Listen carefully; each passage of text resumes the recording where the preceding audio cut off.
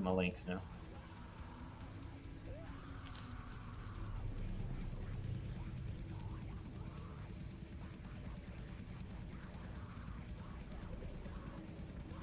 Oh, come on. Quinn, you good for D&D on Saturday? How's it going, everybody? We are doing a live streaming heavy metal interview with TETHYS, Quinn, and the drummer, Shay, for an amazing hell-diving experience here. And I hope y'all enjoy. Oh, featuring Orbital Riot, of course, the host, yours truly, him. Yeah, that's me. All right. Whoop, whoop. Last one I'm sharing, and then I'm going to go live with mine. All right. Oh, wait, I'm going to drop this in the official Discord, too. See how many of those people want to join us. Hey, mine as well. Oh, yeah. All right. Ew. All right. I'm going to shift over and go live. Here we go. Here we go. And I'm unmuting my mic. All right. What's up, everybody? How's it going, YouTube? Got a special fucking stream for you guys tonight. We are going to be having a badass time with our good friends in TETHYS. We've been sitting here bullshitting, getting to know each other, and these guys are badass. Not only are they some humble musicians, but they are some talented musicians. So you guys, I've already dropped a link to their Spotify, so definitely go on ahead and start following these guys, give them some love. Oh yeah, and we got TETHYS Official already in the chat, so y'all can definitely follow their YouTube. They've got all their music on there already. I've been jamming, so awesome dudes, awesome music. And just like last time, we've got a whole bunch of questions we're gonna ask. You guys in chat, definitely join in on the fun, ask some questions as well. Yeah, we're just gonna dive, bullshit, have some fun, drink a few, well, I'm drinking a Sprite, but if anybody's got some alcohol, feel free. Yeah. So have a good time. Yeah. There you go. All right, man. So I think first things first is we were going to get on some Illuminate. Hell yeah. We're going to do the appropriators. Got to remember my appropriators loadout. Hey, what's up, Nick? Oh, fuck. Hey, Ghost, I didn't see you there either, man. How you doing? Righteous. All right. So before we get going, I got to remember what my load is. Yeah, take your time. I don't even know what gun I'm using. And by the way, it should have, let me make sure the music's still going through and playing. Yeah. So you guys, let me know how everything sounds. We've got TETHYS's music blaring. In fact, you know what? I'm going to start it over from the beginning so you all get to hear their album.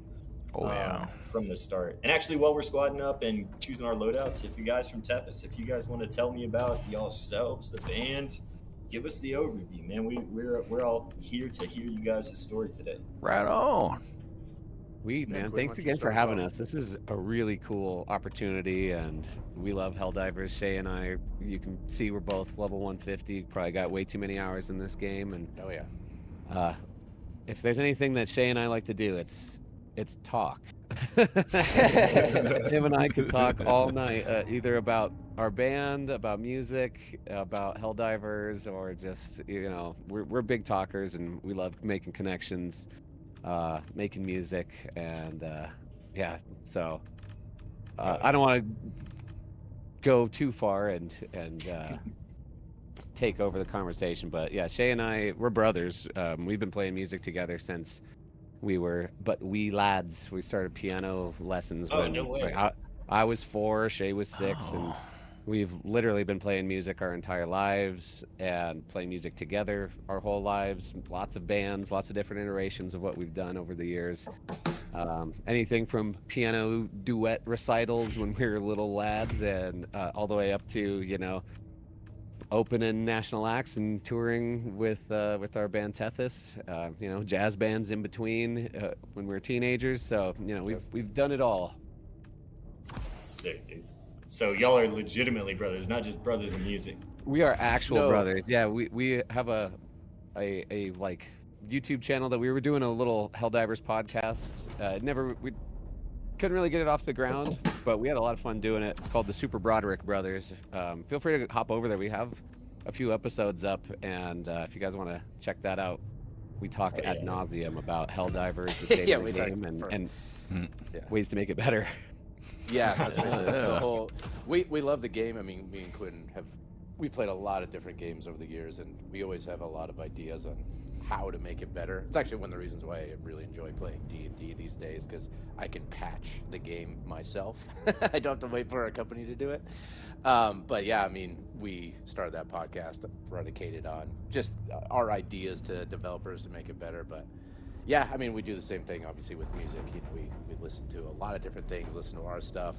It took us a while to, codify our album, because, we like things of a certain quality, not, in all things. And so, yeah, over the years, we're definitely pretty harsh critics of ourselves, but great collaborators, great friends. Corey, the other guitar player, he's basically me and Quinn's other brother. Like, we're brothers in music. We're brothers in every other way except for blood. But love that guy. Love the rest of the guys in the band. Just awesome friends. Yeah, couldn't imagine doing any of this without him. Is that how the band started, with brothers, or back in the day with your bro? Yeah. So TETHYS started kind of from me and Quinn, when we kind of had a bunch of, like, high school bands and all this kind of stuff, and eventually it culminated into me and Quinn starting our own project and just making an entire album worth of music, and then starting to look for basically people to come in and play that music.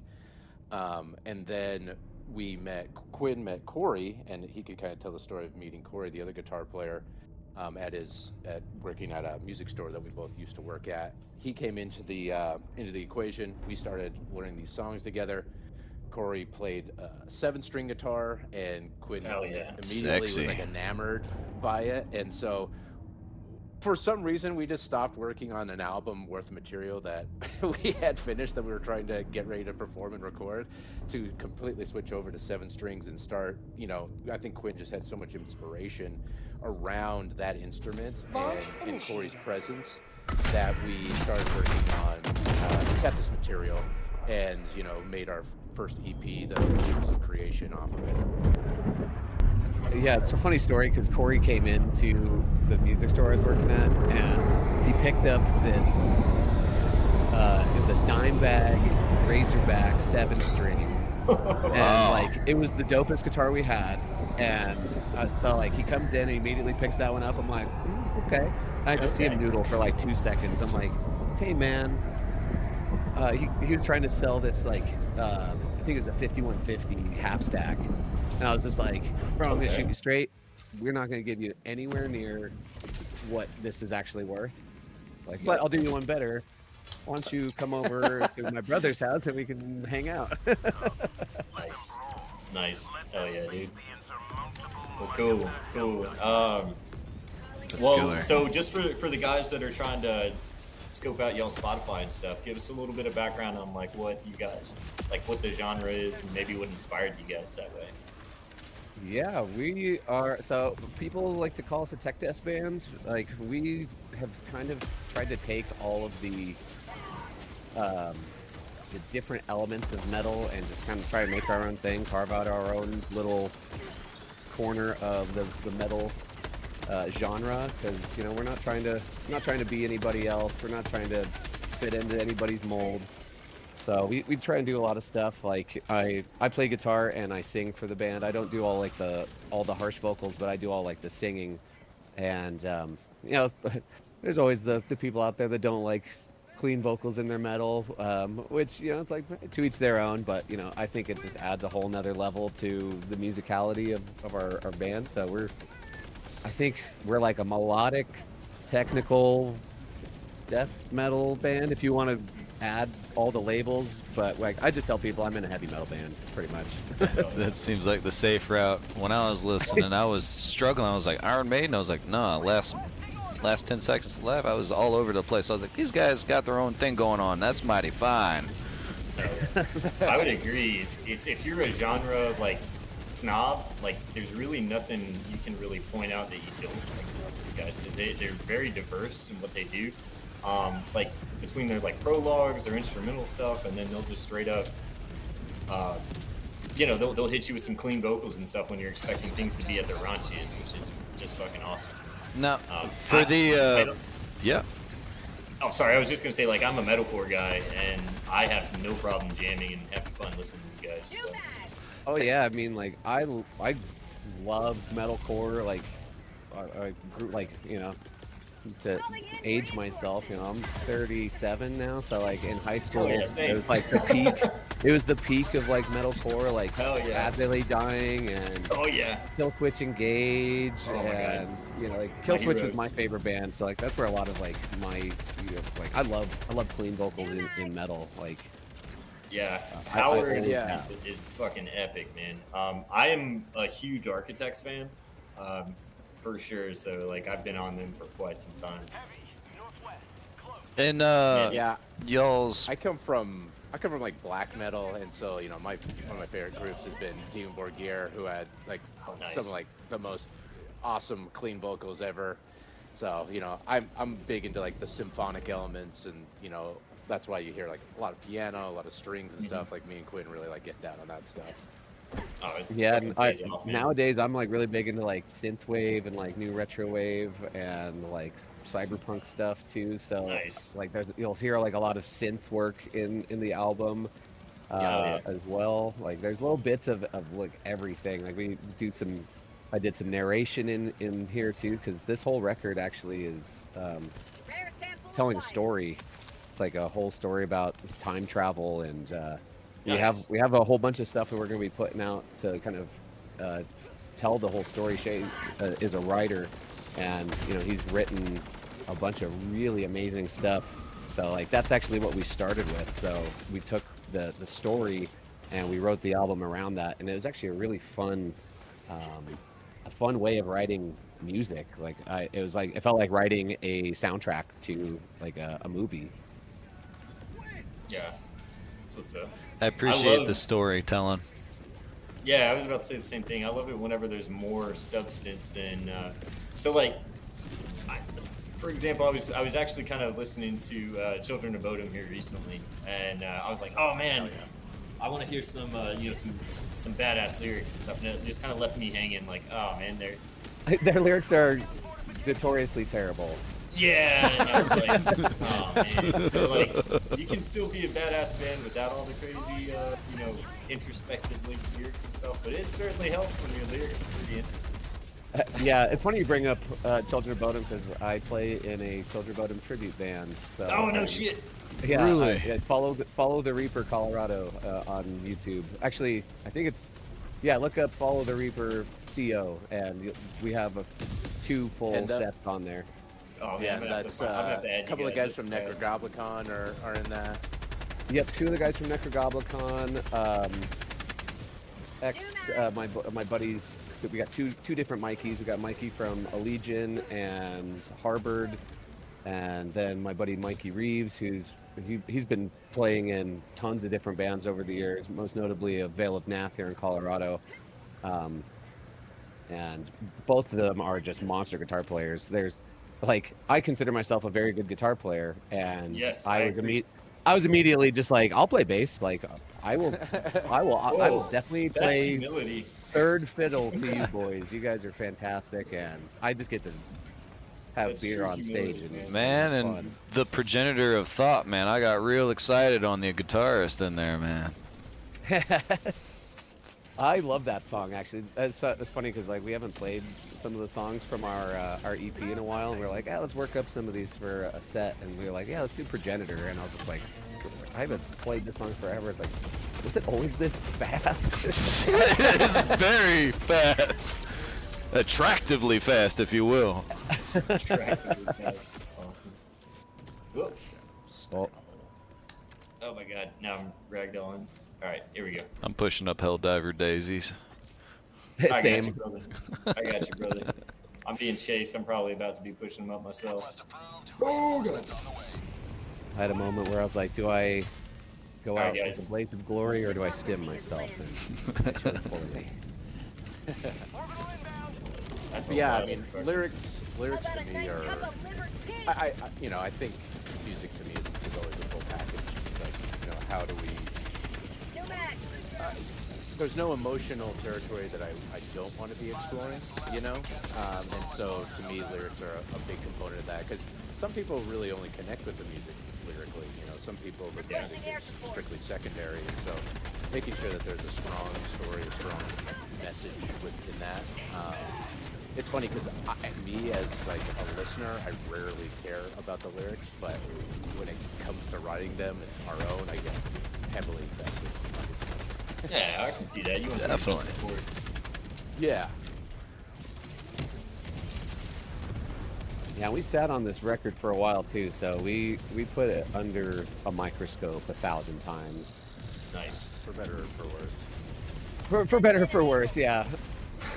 It was kind of out of circumstance, and to just kind of keep ourselves engaged while we were trying to figure out kind of where we wanted to go with it. 'Cause we kind of had a couple setbacks. I don't want to talk about this too much, but yeah, we had a couple setbacks during COVID, like a lot of musicians and bands did.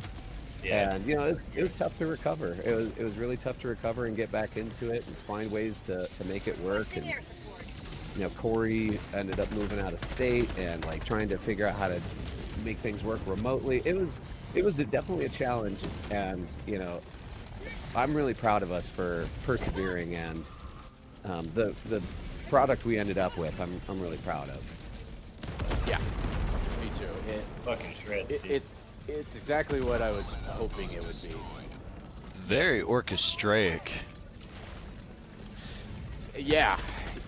No, and I, you know, when it comes to like writing music, like I said, like I really love orchestral music, the symphonic elements. Right. Me and Quinn are both piano players, and so like a lot of it kind of comes from that, and you know, some of our favorite bands do that stuff. Like I'm a big Shadow of Intent fan as well. You know, they obviously put in, you know, a good amount of orchestra into their stuff, and you know, again, my black metal past is all about like synth, you know, like someone rocking a keyboard doing some crazy stuff, and so you know, we brought in a lot of that stuff and kind of just conformed it to, you know, our style and made it work for us. Nice. What's up, man? But it was a pain in the ass to do all the sample replacement. That sucked. Where do y'all get all the violins at for like the prelude to TETHYS 2? So we use was it Hollywood Strings, Quinn? Mm-hmm. Hollywood Strings from East West, yeah. My God, that was clean. Nice. Good. Yeah, I'm glad you liked it. We did a. I'm gonna totally forget on the other sample. We did a blend of another sample as well. I can't remember it. Corey. I don't remember it either. Corey's got that one. Yeah. But he brought in one kind of last minute. He's like, I like the string sounds on this. So like we did like another full rendition of those, and then kind of pick and chose, and then we did a blend of the parts that we, you know, liked between everything. So that was a bear. You know, when we were doing the recording, we were recording with one of our friends who's a great sound engineer, works a lot. He used to work with Dave Otero, who, you know, he does a lot of the main metal albums these days. Yeah, he's like the #1 producer for metal in the United States. Ooh. Yeah. Oh yeah. Very nice. But he's like, all right, cool, yeah, and like so throughout the recording process, we're like, yeah, let's start getting the tracks in here and get these overlaid. It's like, okay, and like by the time we're done, there's like 100 plus tracks. I'm like, yeah, sorry, bro. Yeah. It's you ain't gonna have fun on this project. Yeah, mixing that is gonna be interesting.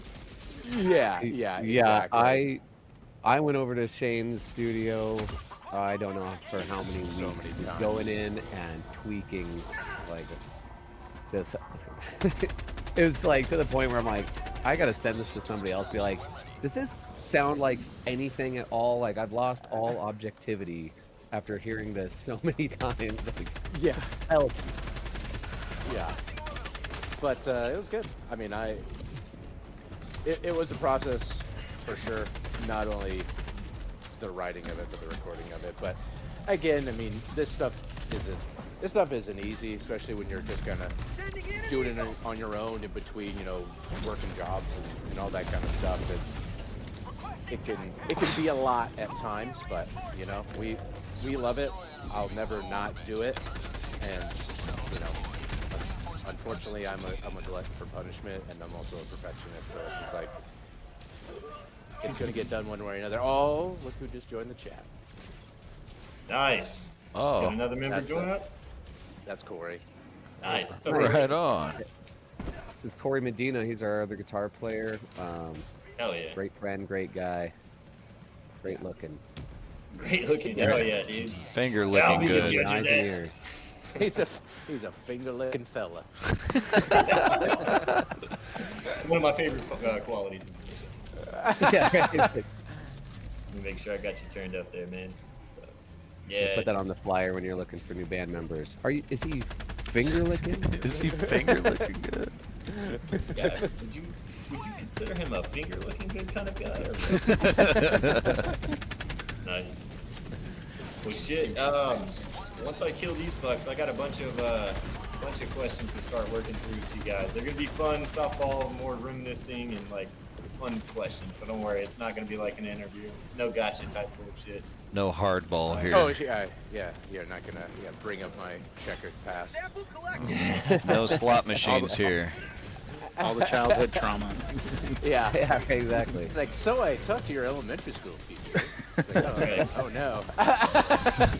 You're a real class clown. I hope you grow up. Yeah. You Time for, earned some those payback, grades. Yeah. Alright, so first question up. This is my favorite question to ask, so that's why it's first. What is your favorite breakdown? Ooh. Of their music or music overall? I want to know both, actually. That's a very good point. Yeah. Favorite breakdown for me is probably at the end of Lamb of God's One Gun. Yeah, baby. Oh, Great choice. I got snipes. Yeah, so I think that's you know, there's some As I Lay Dying breakdowns too, but that one jumps into my head first for sure. And although it's kind of like an outro, it just hits so hard. Nice. Yeah, I've You guys are recently... getting swarmed. You should do like I did and just got on this shit. Oh, I'm not gonna make it. I'm trying to show Quentin some groupie love over there. Yeah. Nice. All right, man. Best album ever. Well, I got to share my favorite breakdown real quick. I had to Yeah. double check the name. Yes. It's Survival by a band called Within Destruction. If you haven't heard it, it is so sick. It's got the Goku doing Kamehameha right into the breakdown. And it's the hardest fucking thing I've ever heard. It is so sick. I gotta see that Nice. now.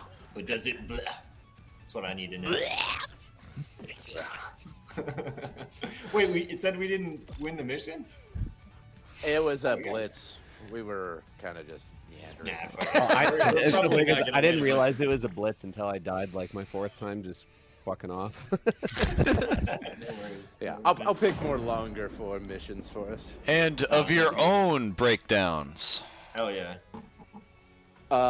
Final Necropolis. The end of there's a the blinding light staggers. Well, actually, sorry. Right after that part, there's a pretty sweet breakdown that we have like an arpeggio going over. So that's fun. Killer. Nice. That's probably my favorite one too. I'm currently listening. Well, my favorite's currently playing right now.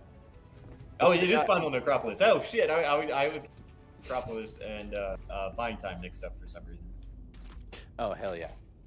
Yeah, we didn't do a ton of breakdowns on this album, and I know on Final Necropolis, Corey was like, "We need one good one." I was like, "All right, buddy." Yeah. Well, there's Hell there's sections where it was just like, okay, like this, there needs to be something different here, and we pulled something out of our ass, and it ended up being pretty cool after we spent some extra time on it. Stellar. I think Memoirs of the Wanderer has got my favorite one. And that whole song's kind of like breakdowny too. It's just a heavy ass song. I like that one. That one's off of our our first EP. And that's actually the first song we ever wrote together was Memoirs of the Wanderer. Oh. Yeah. Take y'all a while to get it out, or y'all just click, clack, boom that thing out?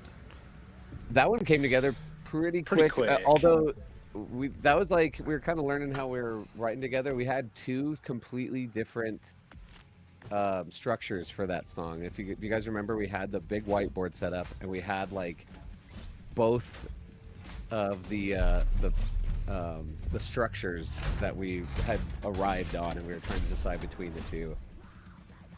Well, yeah, it also started out as like a 6-string song. Yeah. Oh yeah, that's right. It was. And then I was like just being an asshole and just like bringing my 7-string over and just like playing in between like all of our like your guys' songs, like when I had originally joined the previous band before TETHYS, and I was just like noodling on the 7-string, and then we started writing that song on 6-string, and then eventually I got you to just be like, well, okay, we'll play 7 strings, we'll adapt this to a 7-string. So it did come together very quickly, though. Yeah, it's so funny because now like I play a 6-string and I'm like, ew. Yeah, there's no reason to. There's no reason to. You get drop tuning and standard tuning on a 7-string. You don't need both. Right back to Starbucks. Back when I was still playing, I did some metal stuff as well, kind of more like groove gent, if that makes sense. And my buddy, man, he would. It's just so much fun. And then like I was hardcore 6-string. I came from like a rock and roll and blues band before that. And dude, I fell in love with 7-string. I had like this little workhorse agile 7-string Scepter. I think it's I love those or whatever. Oh yeah, no, there's no quality assurance. So like if you get a fucked up one, they'll just send you another one. They're really cool, but I put in some badass. I was a big fan of the Pegasus and like the Sentient. I can't remember. Yeah, Pegasus and Sentient. Thank you. Yeah, that's my absolute favorite.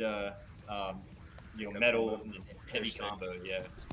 Without going to like bare knuckle pickups, which are a little bit pricey once you really start messing with stuff. So that's what I use in most of my guitars is like bare knuckle pickups. When you say bare knuckle pickups, what does that imply? The gloves are off, baby.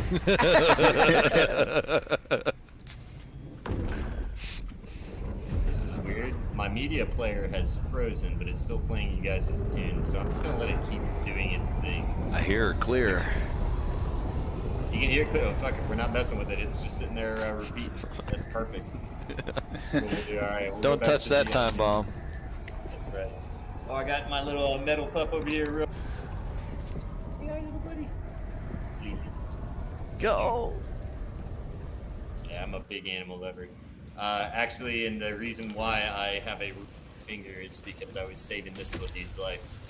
So, worth it. Would do it again. Yeah, I'd say so. Oh man, worth it. But it is annoying. I'm gonna have to buy like all new 7 and stuff like that for lefties. I'm sure it's not cheap either. There's also just not a lot of options for them. Fair. Yeah. That's fair. It's funny because I go to look for 7-string guitars, and there's very few that actually are the specifications that I want. So I was like, I'm just gonna go see what like a custom shop Jackson costs with all my specs that I want. It was $10,000. I could not Jesus! fucking believe it. No fucking way, dude. I could not believe it. I was like, you're joking, right? Like, this is more than my car. Speaking of cars, Totally worth it. Speaking of car, here I just blasted in there. Yeah. So I got myself a nice pair of shoes and a new guitar. Hell yeah! All right, if you guys don't mind, it looks like we got friends in the chat. I'd love to shout them out. Meadow motherfucker or motherfucker. Oh, that's my girlfriend. Hi, Oh hell baby. yeah! Thanks for joining us. Thanks for joining us, Meadow. Yeah, thanks for letting us have some of their time tonight. Oh man. She's our #1 fan. She has been really supportive. I don't know. Me and ThunderBunny, we're pretty far up there already. Sorry, yeah, Meadow's been so supportive. I want to shout her out real quick while I got everybody's ears. She deserves some credit too. Oh, yeah. I'm the tortured soul of the band, so she puts up with a lot of my shit. So I have to say as I laugh, not I appreciate It was a the nice shit out of her. accompaniment. Yeah. And I love her dearly. Well, we're all about positive vibes and loving and having a good community here, man. So, Meadow, you are more than welcome to join the community and have that same love and respect from us as well. We are a very inclusive bunch here. Most, of course. Yeah. Except for if you're an asshole, in which case we're gonna make fun of you and not like you. That's a mean Discriminate harshly napalm. against assholes. Oh, I heard napalm. X1. Assholes get bullied. I was letting them talk. I was trying to be polite.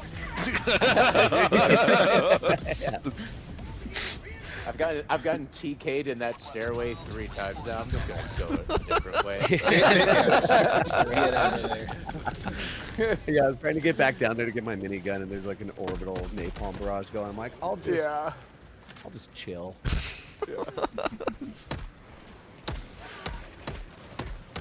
Oh yeah, dude. All right, you get the next question coming up. These are all the easy icebreaker ones too. Oh, yeah. Let's see, best metal album. Like it's the end of the world. You only have time to load one fucking metal album on your Spotify little player before, it's the end of time. One When do album. you load up one album. I think Ooh. Shay might say the same album that I'm thinking of. I'll say that'd something be wild. completely different for sure. My cat is playing with kid toys, sorry. I'm gonna say Issa by Enslaved. Oh. Ooh, good choice. That is a good choice. What were you gonna say, Quinn? Dimmu Borgir's Puritanical. Yeah, that was the other one. That was number 2. I was like, I wonder if he's gonna say it. Yeah, Puritanical. Actually, like you can hear, like if you go and listen to that album,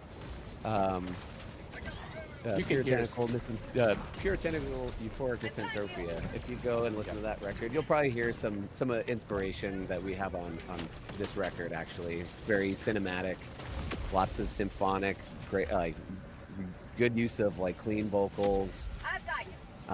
Totally different genre, but you could probably see some of the influence. Yeah. Would you say there's a bonding moment over that one? Yeah, They've been bonding their entire life. That's a safe assumption. Nice. On my part, however. Nice.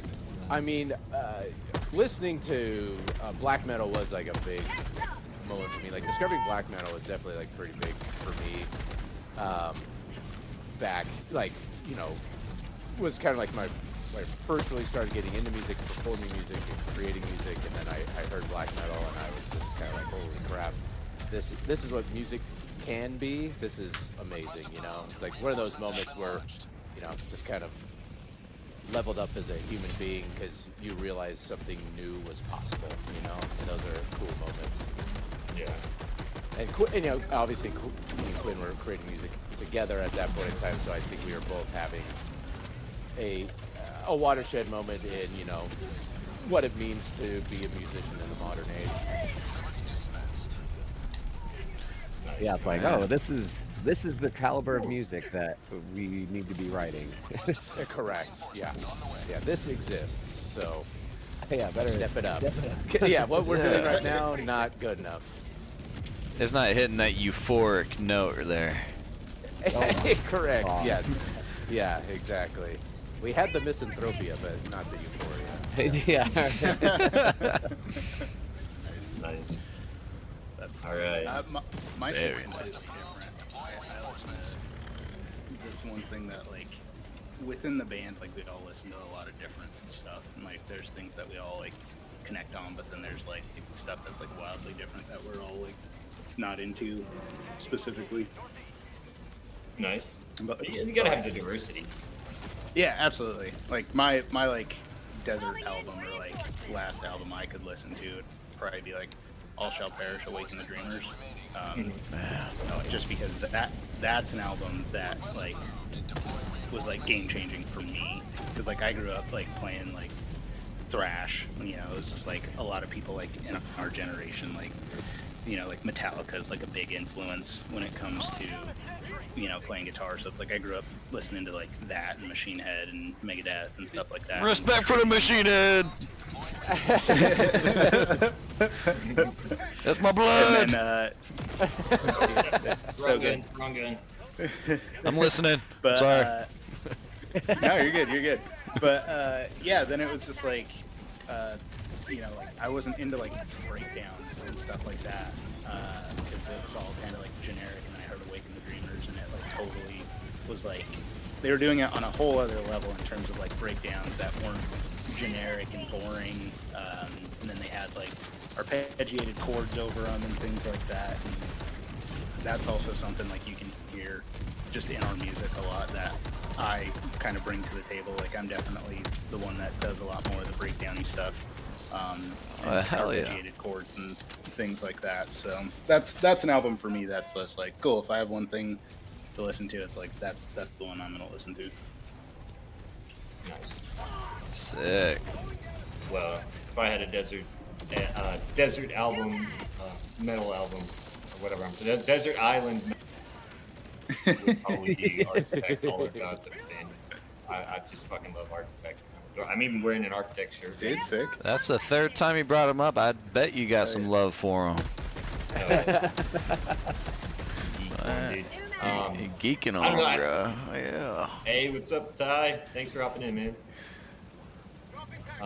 Yeah, I don't know what it was. Like I was a fan of them before the whole Doomsday song came out, and like kind of before they lost their primary like lead guitarist and stuff, their main writer. And I don't know, they've just evolved, and I like it when bands evolve while still like staying true to who they are, what they believe in their message and stuff. Like a really popular one, and Bunny, you'll probably agree with me on this one. Like we both actually really dig like old school Sevenfold. Oh yeah. Because it's just like comfort music. That's what we grew up on. Yeah, man, back in high school, that was the fucking shit. Let me cry again over Brotherhood.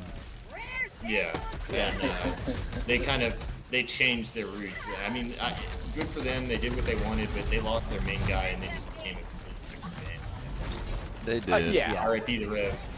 But yeah, I can get it where you don't want to emulate. That's gotta be really hard. So like, I'm not trying to throw shade at them or be negative or whatever. Just kind of totally. I mean, not every band is like, Ozzy Osbourne that you can replace, Randy Rhoads with fucking Jack Wild. Amazing, like somebody completely different. It's like where it's like you can bring in, somebody that's going to bring their own flavor while the band kind of keeps its identity.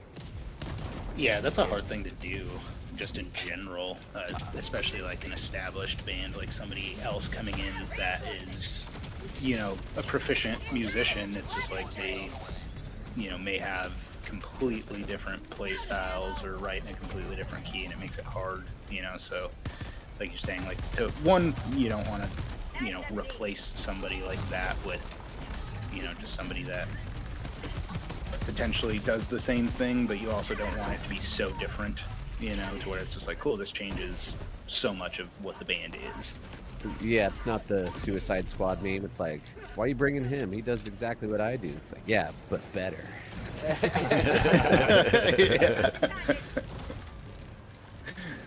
Replacing musicians is tough, I mean, writing music is tough, and keeping an identity that is recognizable to a fan base while still trying to remain creative and all that stuff. I mean, obviously we're not like some massive crazy band, but we struggle to do that stuff. I can only imagine what it's like to be a band at that level, because so many people are invested in what you're doing.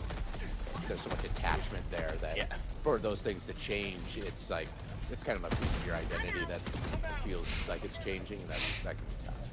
Yeah. I couldn't even imagine it. Just finding a musician that actually takes shit seriously and has a car and doesn't have a bunch of drama and shit. That's, oh my god. That is also hard, for sure. yeah, it's a double-edged sword. You know, sometimes it can be a good thing. It can inject new life into a band.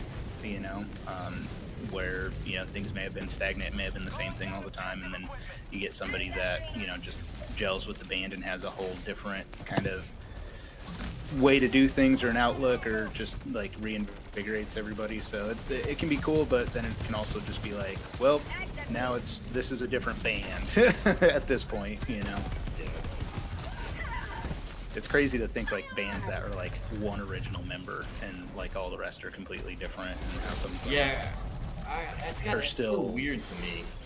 Like Atheist has their original singer, and then like, and they've been around since like the 80s and 90s, so like all the new members are like young guys. Yeah. But are they creating? Have they put out a new album? I don't think so.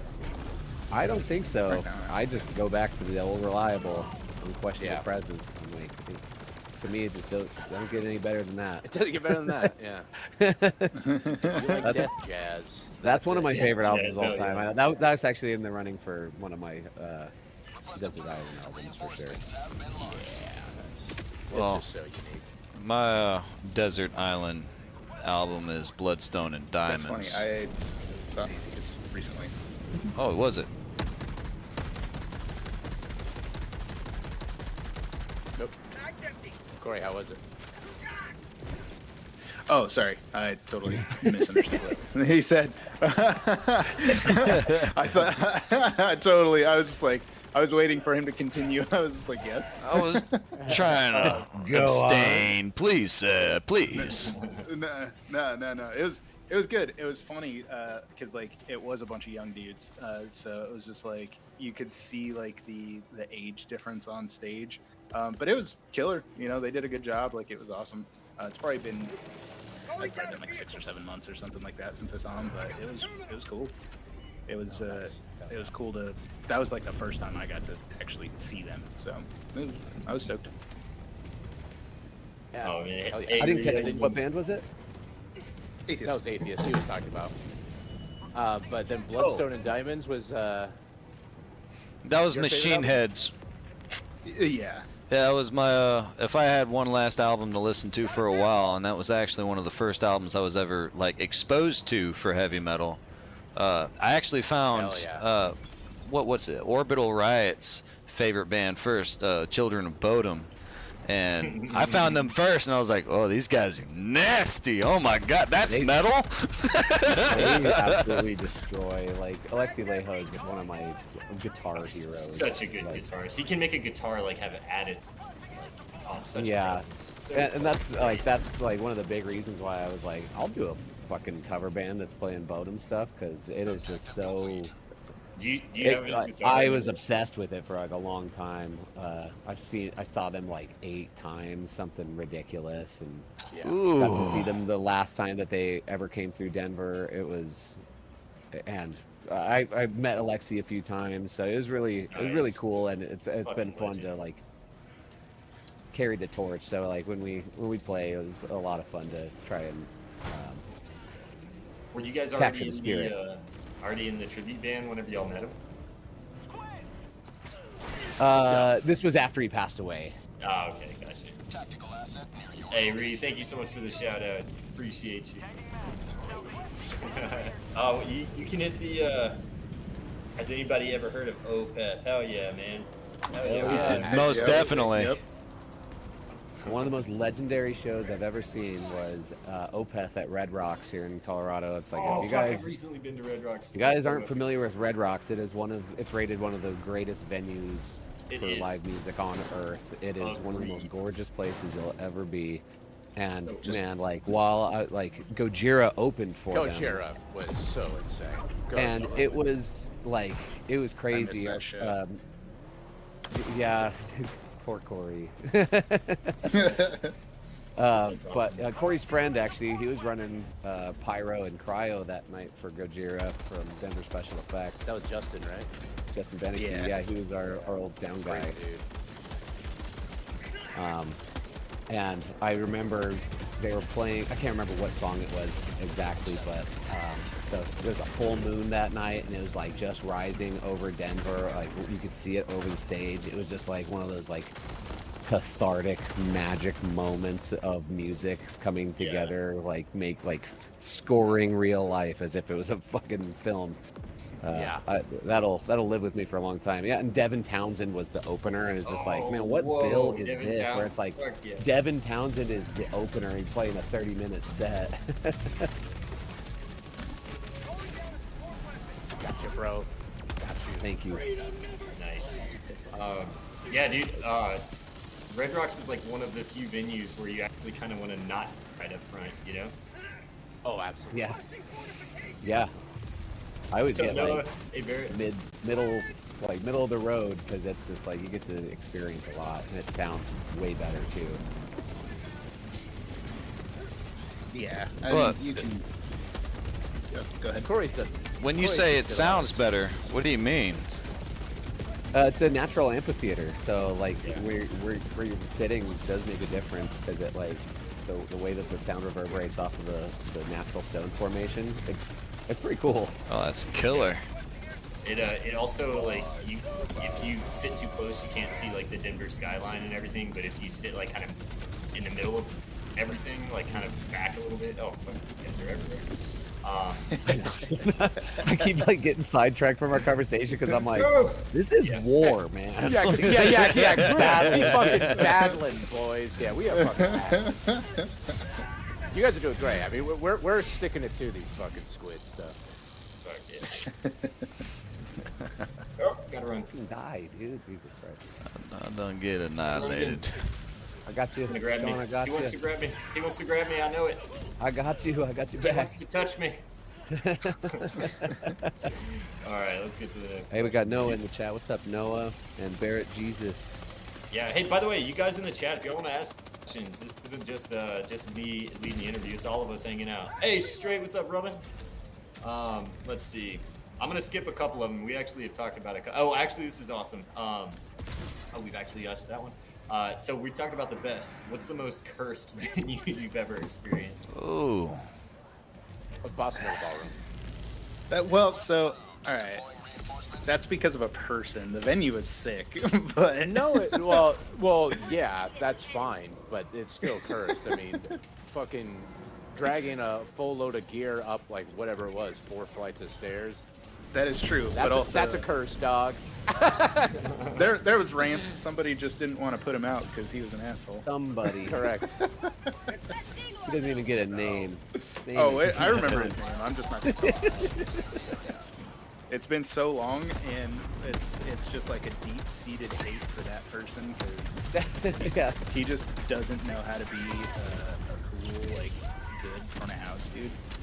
So I remember when the other bands were leaving, they all got like hung out the windows. We're just flipping them off. Like, fuck you. yeah. But yeah,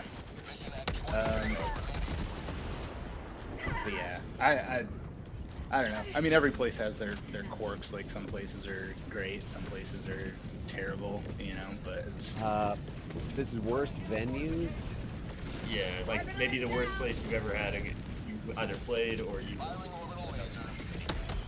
either places you played or places you went to just go see. Yeah, just general worst venue experience you've ever had. Yeah, I mean, worst venue experience for sure is going to be the Bossa Nova Ballroom, which sucks because it was a cool fucking beautiful venue. It was, yeah. But yeah, it was just the crew, the sound guy, like they are just the worst. The owner was so chill though. So nice, so the cool. Nicest guy ever. We like get there and he's just like schmoozing. And we're like, man, this is gonna be awesome. And he's like, all right, let me introduce you to the front house guy. He's gonna take care of you the rest of the night. You guys take care. See ya. Nosedive. And then it was just like this guy comes in and the vibe just changes 100%. And it's like, oh, for real, dude. Yeah. It was so bad that literally, like, some of the bands on the tour were just like, we want to jump this guy after the show, and we were like, we're gonna kick his ass. Actually. We're like, that's probably a bad idea. Let's maybe not commit a felony tonight, boys. Yeah, no felonies tonight. Yeah, Keep it off while we're driving above away. board. Yeah. go piss on his car, like do anything else Yeah. other than just like beat his ass. So yeah, that would take the cake for sure. Fight, Shay. Fight. All right. Next question is for each individual artist. What is your favorite piece of gear you own? Ooh. I would say my favorite piece of gear that I own is my Zildjian Ping Ride, because it was the first symbol, I guess it was the first symbol that was ever bought for me, and I still use it today, and it sounds awesome. Symbol. Yeah, it doesn't have to be most expensive or whatever. Just whatever is like your favorite. That's symbolic. You would be really sad, like sad as fuck, and even if you can't replace it or something. Mine's the one that got away, man. Like my first real guitar that I designed and got right out of high school. I ended up selling it like an idiot because I was broke. I didn't have any choice, and I've been looking for this guitar ever since. It was my Jackson DKMG with the cobalt blue swirl, reverse headstock. It was so sick. I missed that guitar. I really wish I still had it. I have a whole bunch of other Jacksons. Nightstand. Yeah, it's the Wolverine, like Wolverine. And it's the guitar. Yeah. Instead of Jean Grey, yeah. Yep, that's it. That is legit me right now. For me, I have two things. They're basically like my main guitars right now. Like one of them was custom built for me. So like to my specs, like basically smashed two guitars that I loved together to make one.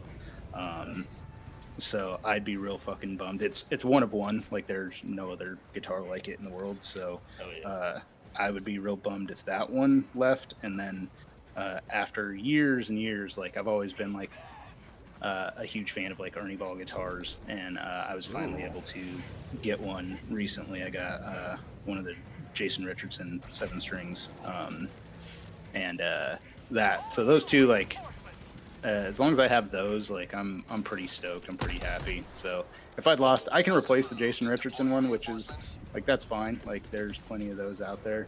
So that's like second. But... Yeah, it'll hurt the wallet. yeah, exactly. That one will hurt the wallet. The other one will hurt the soul. Yeah. All right. Let's see here. I'm a big fan of like workhorse guitars, so I've got a bunch of like just crap like that with like special things that I'd be really sad to have to replace. But let's see. Oh, this is gonna be a good one, and you got to be honest. No fucking line here, guys. What is your most embarrassing music phase? I stick my tongue out. Music phase? Yeah, like phase.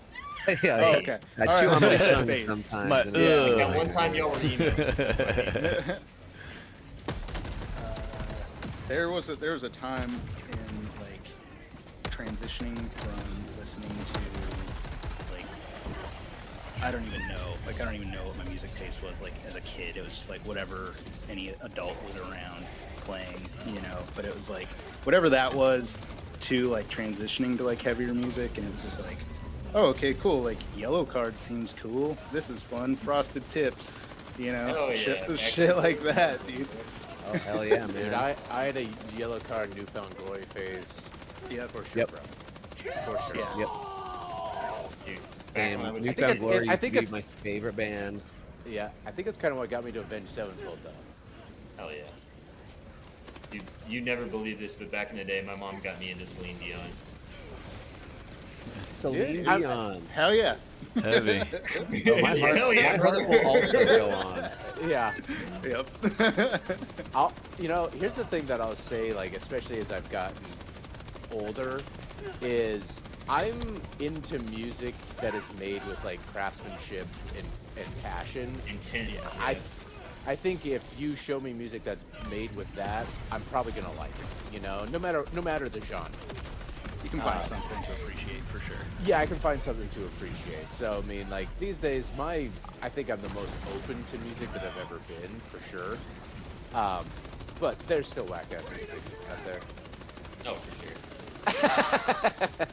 like what was it, the Island Boys or whatever those crazy people Oh are. my God. That's some shit right there. That is some Masterful straight musicians. I don't know what y'all are.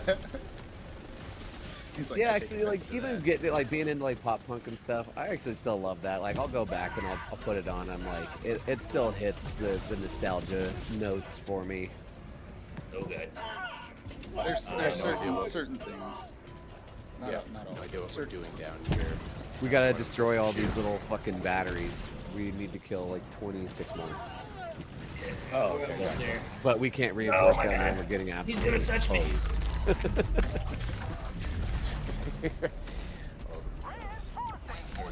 It's funny because this is an 8, and I don't think 10s are any harder on these guys. I actually think they're a little bit easier because you get more enemy diversity. Yeah. No, I absolutely agree. Why you follow me, big dumb butthead? Yeah, I'm trying to think if there's any other ridiculous music that I would be super embarrassed to talk about. I mean, because even as a kid, I remember I got a Creed album and a Nickelback album for Christmas or something, and like I threw them away when I was like 9. Creed, no lie, was my first ever real concert. Hell yeah! Oh, that's hell Yeah, yeah. I mean, no hate, but like I listened to it and I was like, great. nah. This ain't it. Monty was one of the reasons why I got into playing guitar. I'm not even gonna lie, dude. I mean, I was like, he's a great guitar player. I mean, Creed's one of the most successful bands of all time. Oh, yeah? I'm traumatized. From a by fight, Creed. from financial Traumatized. Hell yeah. I mean, Yeah, straight up. Like, I have friends that just like send me so many Creed memes because they know I just like hate it. And the reason I do is like I have an aunt, I love her to death, but her favorite band is Creed, and like I'd be like hanging out with my cousins, like spending the night, and she would just get tanked and just like blare fucking Creed and just start singing it, dude. And I was like 6, 7 years old, and I was like, stop, Yeah. please. Like, So- Mom, you know how you say you brought me into this world and you can take me out? Take me out. Take me out. Yeah, so I like recently one of my buddies had a birthday and we went and did karaoke, and everybody was like, "Oh, you got to do a Creed song." I was like, "Fuck you guys!" And they were like, "You got to do a Creed song.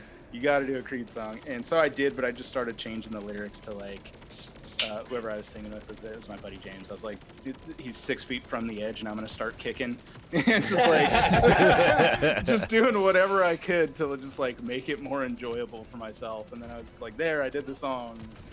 Do something else now. Oh, get out, run! Oh, fucking Nice shit. job, boys. Pink. I'm not gonna make it. Friggin' Pink. I did heavy metal You like covers Pink? of Pink, man. Man. I mean, you do a heavy metal cover of anything, it's instantly cool. That's what I felt Sometimes like. they get better than the originals, man. Like, no shade. I love Kelly Clarkson, man. A day to remember, man. They outdid that Since You've Been Gone song. Yeah, man. Mama, please stop crying. Rah, rah. Oh, a debatable one here. How about this? Dio or Kill Switch? Oh! Ooh, that's a really tough one. I think I'm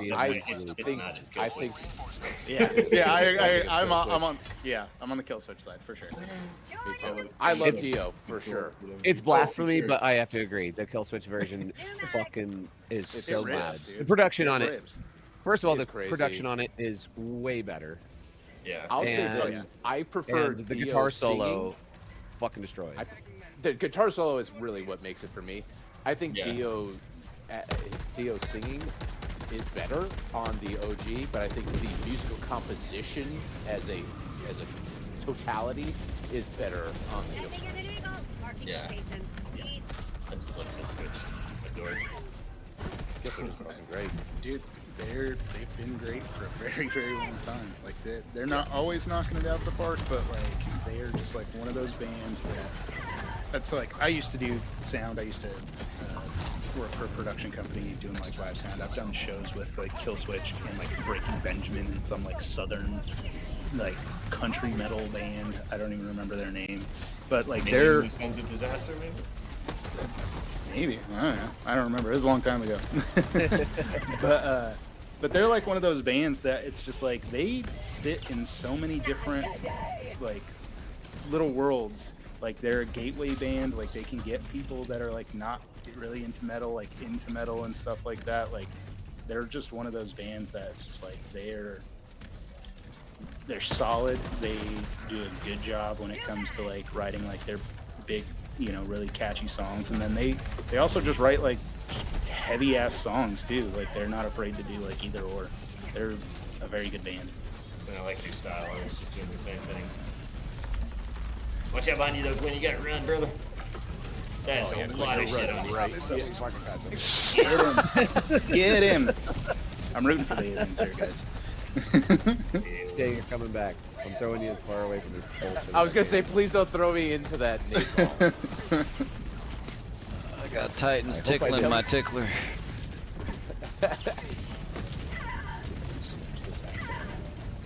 I'm so glad there aren't any fucking stingrays on this map. Like that would be a nightmare. Yeah, really. Oh my god. You're a cunt. Oh no, you're a dick. I don't like you. Gosh. There's more nouns. Oh no. Die!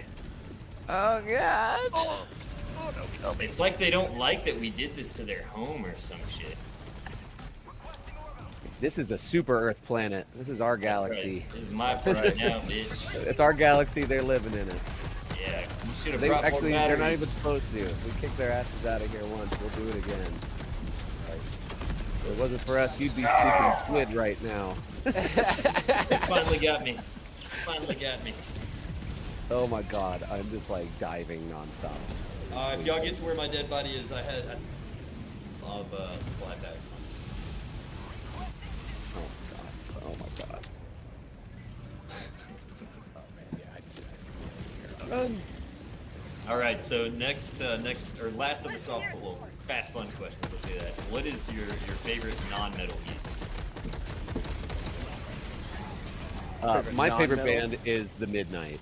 They're like a new retro wave band, and I fucking love them so much. Yeah. By the way, appreciation there for digging synthwave and stuff like that. I was not expecting. I'm obsessed with it. I love Yes. it. It is like legit my favorite. I just saw The Midnight for like the 6th time, like 2 weeks ago. Nice.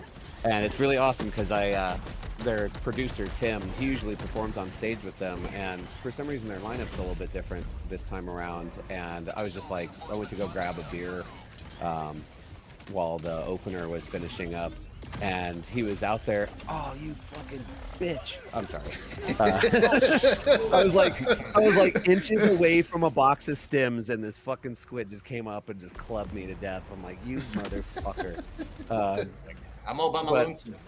But I ran into Tim, and he was like, he immediately recognized me because I've done like VIP events with them, and like done meet and greets, and just the first few times they were out here, they would just come kick it after the shows. So like I would just go like hang out, and we would just shoot the shit with them for a while.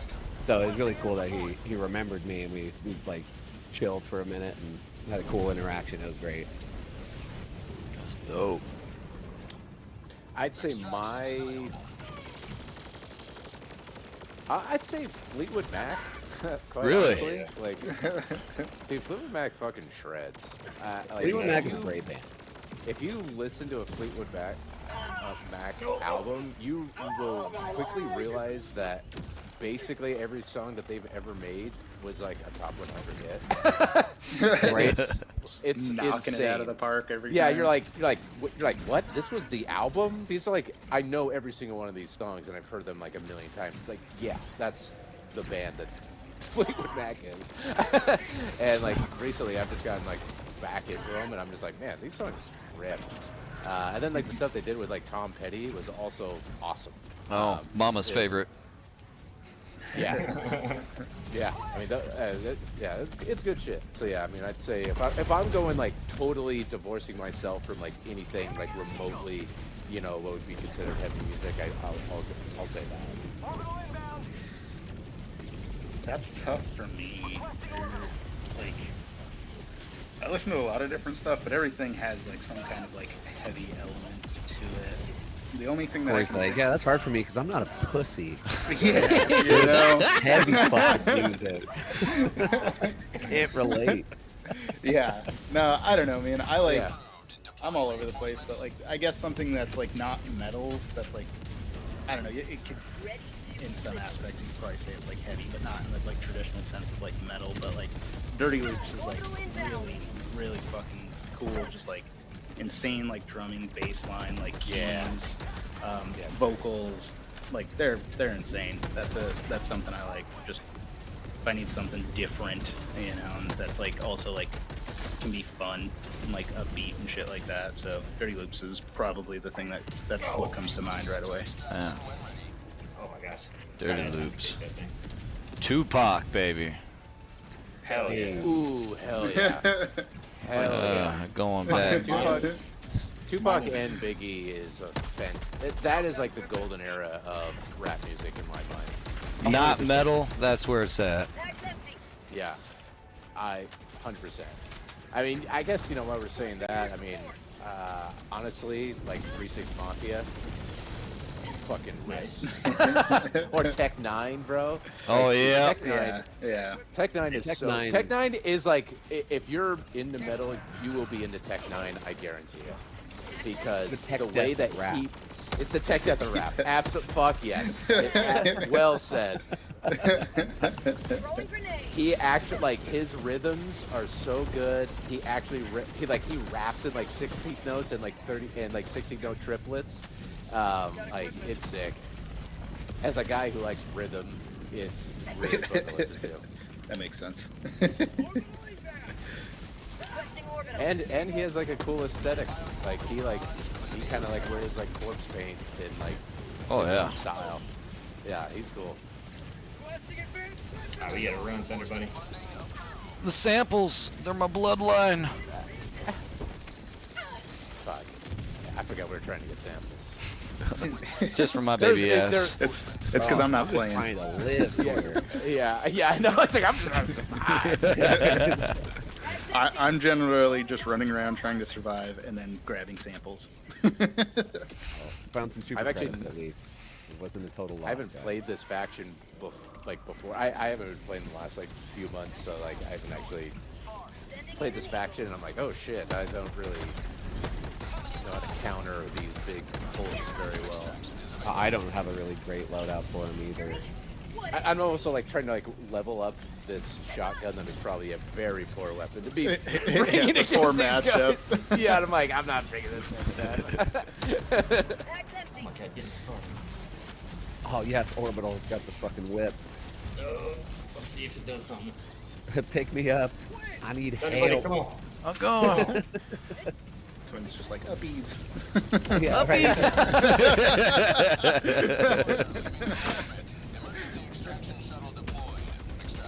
Oh my god, is this gonna be epic?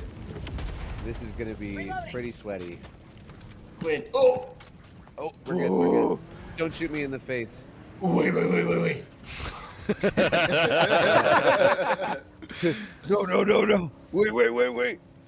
Yeah, ThunderBunny, yeah. just be careful and don't shoot me in the face, please. With the, yeah. Actually, it It's won't let me alright. pop out. Oh, that's because I got You know what? Shoot him in the face. Dazed and used. You're killing him. You're killing him. That was the last time we were playing. Corey was like, I'm taking damage, and Quinn was just shooting him with the gun. I'm just like, you're killing him. Oh. All right, let's see here. Let's just chill here until the Rest. until the shuttle gets here, and then we'll just That's what fly in. I'm thinking. Here, I think that's your weapon there, Quinn. Backpack. I don't know if you got to get yours. Oh wait. Oh, no, you I got yours, a never freshie. These are Nice. expendable. All right, I got a very good question. This is gonna hit you in the feels because the question is, what song hits you in the feels? Please, Daddy. Of our songs or both? Song? Anytime that you're gonna say of our songs, I'm absolutely the answer requirement.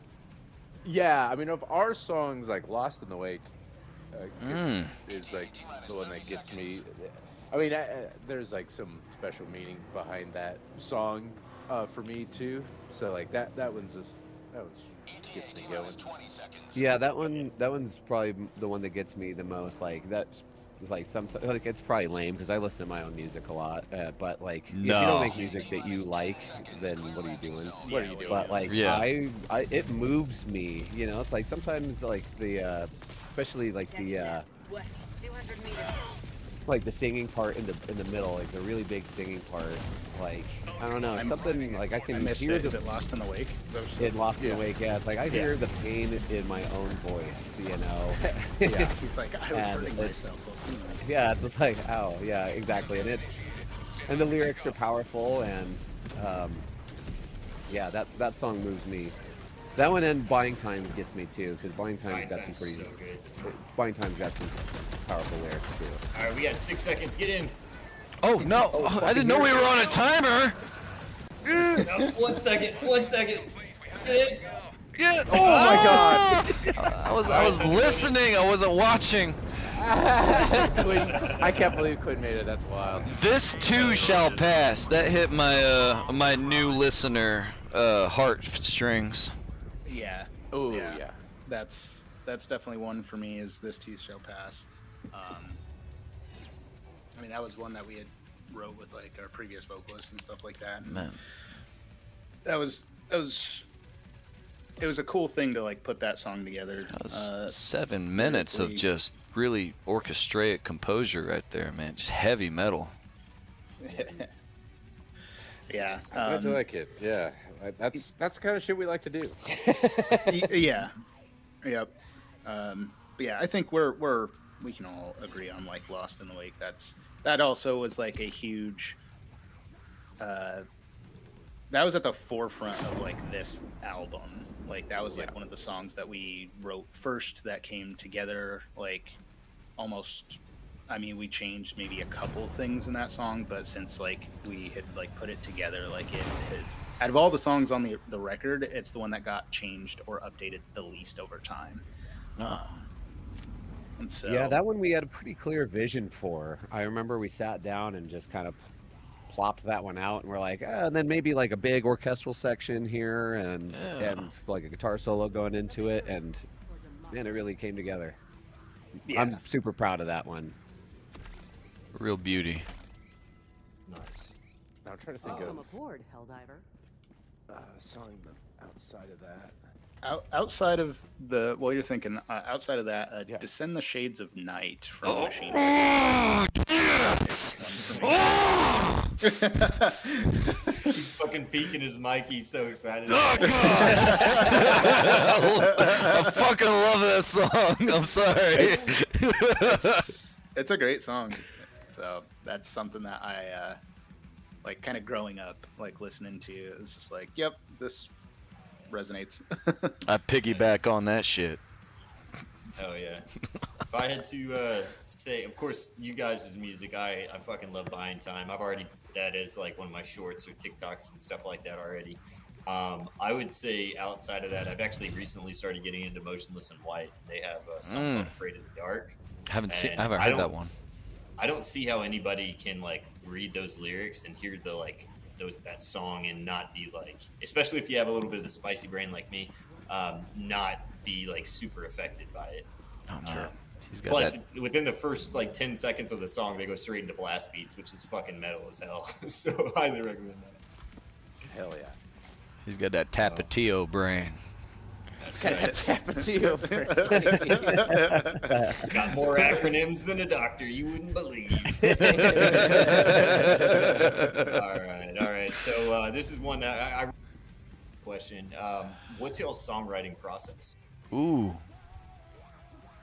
Been a little different over the years. Like I talked about it a little bit earlier. This one we had a vision for, and we kind of started with a story and crafted things around the story. We, broke it up by acts. Each act had like a little, you know, a point to it. So like there's like, you know, 3 movements in each act, and we kind of said what the story beats were going to be, and then assigned like feelings we wanted to evoke with them.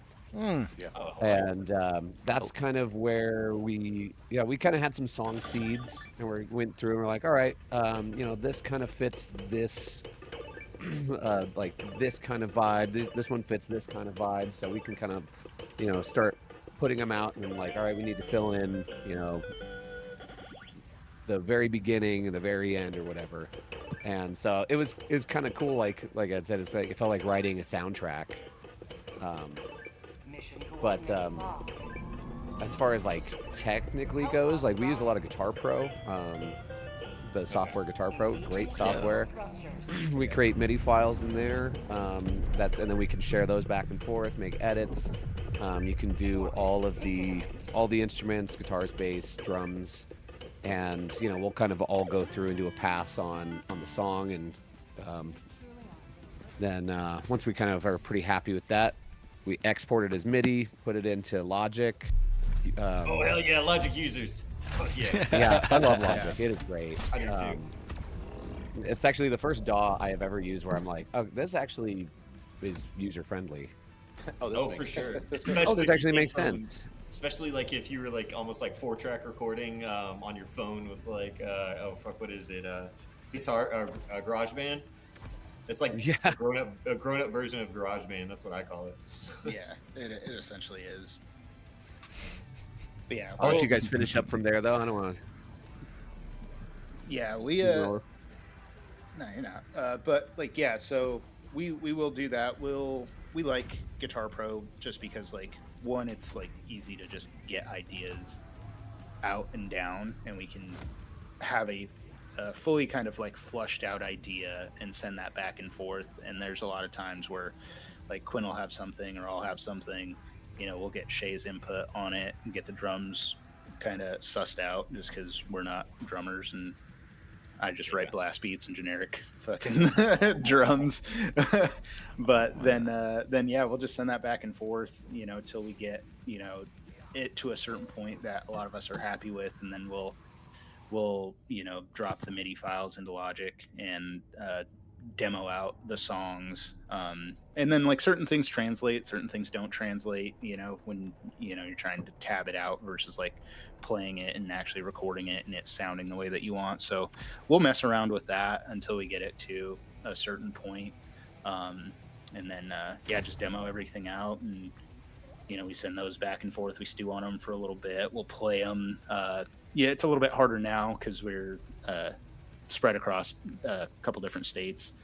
So we used to, you know, just jam them out. But so now we really have to heavily rely on just like the demos and Guitar Pro even more so than we used to.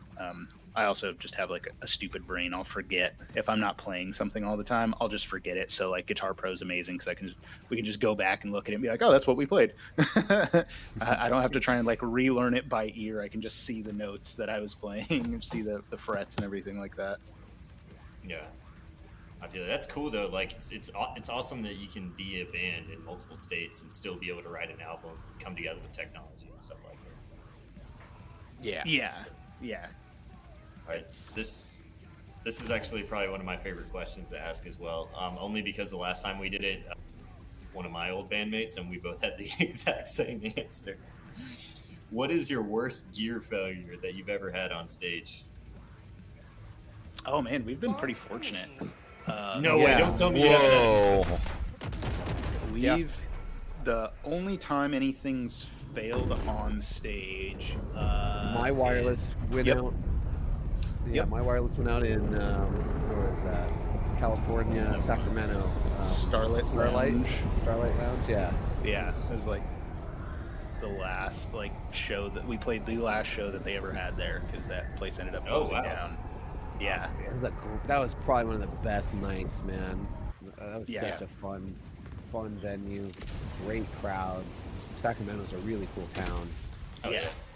But yeah, my wireless went out, and like I was like, we were like mid song, and I had to like scramble to get like the hard wire out. It's like fuck. Yeah, but other than that, like help. it was funny because I did not help for a minute. I was like, go get your cable. Yeah, I was like, it's my time to shine now, man. yeah, right, exactly. 4-piece now. But yeah, that's the only time we've had anything just fail. I'm like the gear dude. Like, so I used to do live sound. I used to work for a production company. Like, I work for Sweetwater right now, and it's nice. Yeah, it's a pretty cool job. I'm gonna need some left-handed guitars. I might hit you up. That's why. Dude. That's why I was like, yeah, there's not that many of them. Yeah. Because I know. But yeah, man, I'd be happy to help out. But awesome. Yeah, like I'm like the tech guy. I build like we have a whole in-ear playback rig and everything like that. So like I tech all that. I make sure that it runs and works. We've had like one time a session kind of hiccup a little bit, and like the click got off, but it immediately got back on. Like it was just enough for Shay and I to like notice, and we like looked at each other, and then it immediately got back on. But other than that, like we've never had anything just like critically fail other than Quinn's wireless the one time.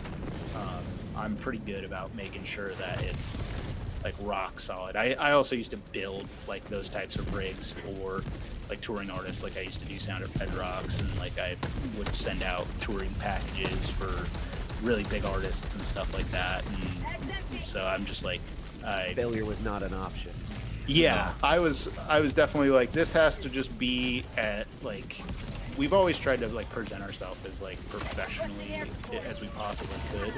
So it was just like, cool, like we need to get on that level. Like the guys were saying, it's just like you see something like musically and you're like, cool, we got to write, better shit. We got to get better at our instruments. I was the dude that was just like, I see bands playing and I see them being really tight and like, they have in-ears, they're playing to a click, they have cues in their ears. Like we need to have that to be able to be as professional as we can and just be tight. And it also just gives you peace of mind, man. Like you don't have to worry about like, oh, there's a shit ton of feedback, or I can't hear myself, so I'm not comfortable and I'm worried and I'm thinking about other things versus just playing. So I went to we're pretty high tech.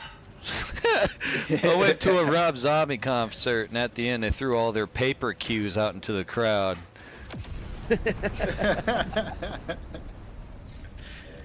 And I'm like, man, what a time to be alive. We just need a set list and you show up and that's it. Like, that sounds crazy. Like, what should we play, guys? A set list and 5 monitors because your hearing's so bad that you need all 5 of them blasted to hear what's going on stage. Nice. So we played a small gig one time in right before, like literally like an hour before the show. We were kind of doing a little warm up, making sure sound check, everything was sounding good. My fucking tube blew my amp. Oh no. Oh god. Yeah, so I had to bum like some, and I was a gear snob. Like I've had like a Scorpion amps, fucking badass stuff, Wagner's and all that. And so like somebody's like, here, you can use my fucking, I don't even remember what it was. My fucking crate. Yeah, some shit like my that. Line 6 like, spiders. Line 6, yeah. God, the spider. No, so like I ended up being kind of big set, and I also have like back in the day whenever I was gigging, I had like 100-pound pedal board of like all analog pedals, and like super really badass like digital stuff from my amp effects, my effects loop. And this was before like the modelers were like affordable, so like I couldn't afford the $2,000, whatever thing. So I just would spend like $1,000 on pedals instead. But that taught me then. I was like, I never went anywhere without at least another like backup amp. So like my last time I was really gigging, my amp rig was the Orange TH60, which if you know is basically the like Micro Dark series. It's just a bigger circuit. Yeah. And so I just basically grabbed a Micro Dark as like my little backup amp, and it totally served me well. Hell yeah, man. I mean, that's good, but yeah, it's like fucking tubes. I love tube amps. They're great. Like we use them for recording and stuff like that. But out on the road, like playing shows and stuff like that, it's fucking transporting them, dude. Like you never know you're gonna hit something. And fucking hit a dead deer in the middle of the road. Oh, we did that. Actually. An elk, wasn't it? Yeah, elk. Jesus. Yeah. Christ. With the party Where bus. was that? Oregon? yeah. No. Yes. Ended the party pretty quick for that elk. Not a party elk after that. Yeah. You guys are fortunate, man. All right, let's see here. Yeah, I mean, when it comes to gear, like when it comes to playing live, I mean, we take it pretty seriously. Yeah, like people are paying to see a show, and like I don't care if that person's paid $5, like they deserve to get everything that I have. And so, you know, me and Corey, obviously Corey does a lot, Quinn does a lot, I do a lot to make sure that when I get up there, I got backup sticks, my heads are in good condition, I got all the tools that I need to, like, if something catastrophically fails, I'm ready to recover within a second as quickly as you know? possible. Yep. Yeah. All right, next question. Here.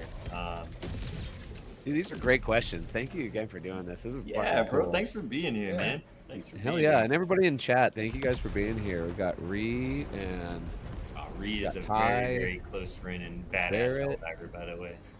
She's awesome. That's definitely. Fuck yeah. All right, here we go. Here's a good thing. This is going to be one I'm very interested in. What is the most difficult thing about being in a band? All of it. All of it. I think it's keeping going when things suck. Yeah. Like everything's easy when things are going great. You got opportunities, you know, you got gigs flowing in. Everybody's like, you know, everything's working out. When everything goes to shit, and you're still like, man, I love making music, and I'm not happy. You know, it's like this is not fun right now. I would have to say, like, just keeping the spirits up and keeping it going when everything goes to shit. You know, that's when it's not very cool. Also, not making any money ever. So. Music is definitely a money pit, bro. Definitely. That it is. But yeah, I'd piggyback off that. It's just like, yeah, like keeping, you know, like staying the course and keeping morale up. You know, like it's easy to, you know, just kind of get stagnant, and sometimes like it's hard to like just get the ball rolling on certain things. So, you know, a lot of the time in most bands, like you have a couple people that are just like doing most of the work. There's some guys that are just like, or some members that are just like, cool, we're here to play, and that's cool, you know. But it's just like, when you're one of the dudes that has to like make sure everything gets done, sometimes it's hard to have the motivation to get it done sometimes. But you know, we do it, you know, we fucking power through, because I mean we love it at the end of the day, you know. Otherwise we wouldn't be doing it. We care a lot about the band and doing these things, so it's just something like, things ebb and flow, you know. Yeah. Well, what would y'all consider, like, you know, say 30 years down the line, y'all look back at TETHYS, what would you consider your success? Like, what are you guys gunning for?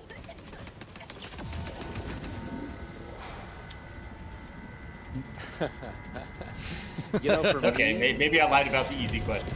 Bad. No, I'd say for me, I already view, like, this album to me, getting this done was a success. And because of, again, like, what it took to get it done it was a lot.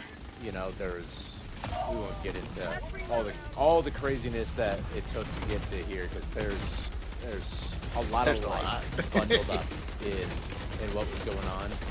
But at times it felt impossible that this album was ever going to get done. and the more we tried to do it, the more it resisted. Totally feel that, guys. That's all good. 1,000%. And so yeah, it's just getting this done is fantastic, and I am proud of what got done, and I of course there's other milestones that I would like to hit, but this was the thing that if this is all it was, I'm still happy, I'm still proud, and I can look back on this and the experience and say, yep, I did a thing that most people would not have been able to get over the finish line for whatever reason. I would agree with you guys on that for sure. Yeah. I feel like you're not measuring your own success by like how you've grown and like hitting your own milestones and stuff. Like, what are you doing? Yeah, exactly. Like money's cool, but like I do just fine, on that front. So like I don't really measure my life by that. It's like, yeah, am I hitting milestones? Am I completing the things that I said I was going to complete? That feels awesome. And we got this album done, and we're kind of in the post-nut clarity.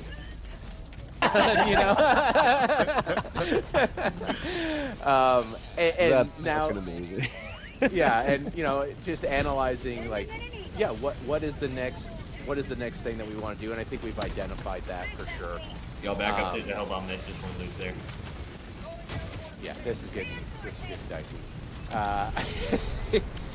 So yeah, we're not done yet, but if we were for some reason done right now, I'm still good. Yeah, Nice. it's as Shay said, it was a milestone for Did you us say to you put the pizza in do before that. it was all warmed up? Oh, it's preheating? Okay, good. Alright, awesome. That's the new question. Sorry about that. Was on dead. That's a question that we all should answer. Is the pizza warmed up? warmed up? This is code. The pizza is always warm. Okay. Yes, it needs to be. So you guys, I don't know if y'all dealt with this or not, but my son is like officially like a little man now, Yeah. And so he was like, I was like, all right, man, I got this interview. Let's get some pizzas and stuff. We'll just warm them up for dinner. And he was like, yeah, sure. And I was like, well, like, are you good to mess with the oven? He's like, yeah. And so I heard some beeping, and then I thought I heard him just say, hey, I put the pizzas in the oven. I was like, that's not how that works.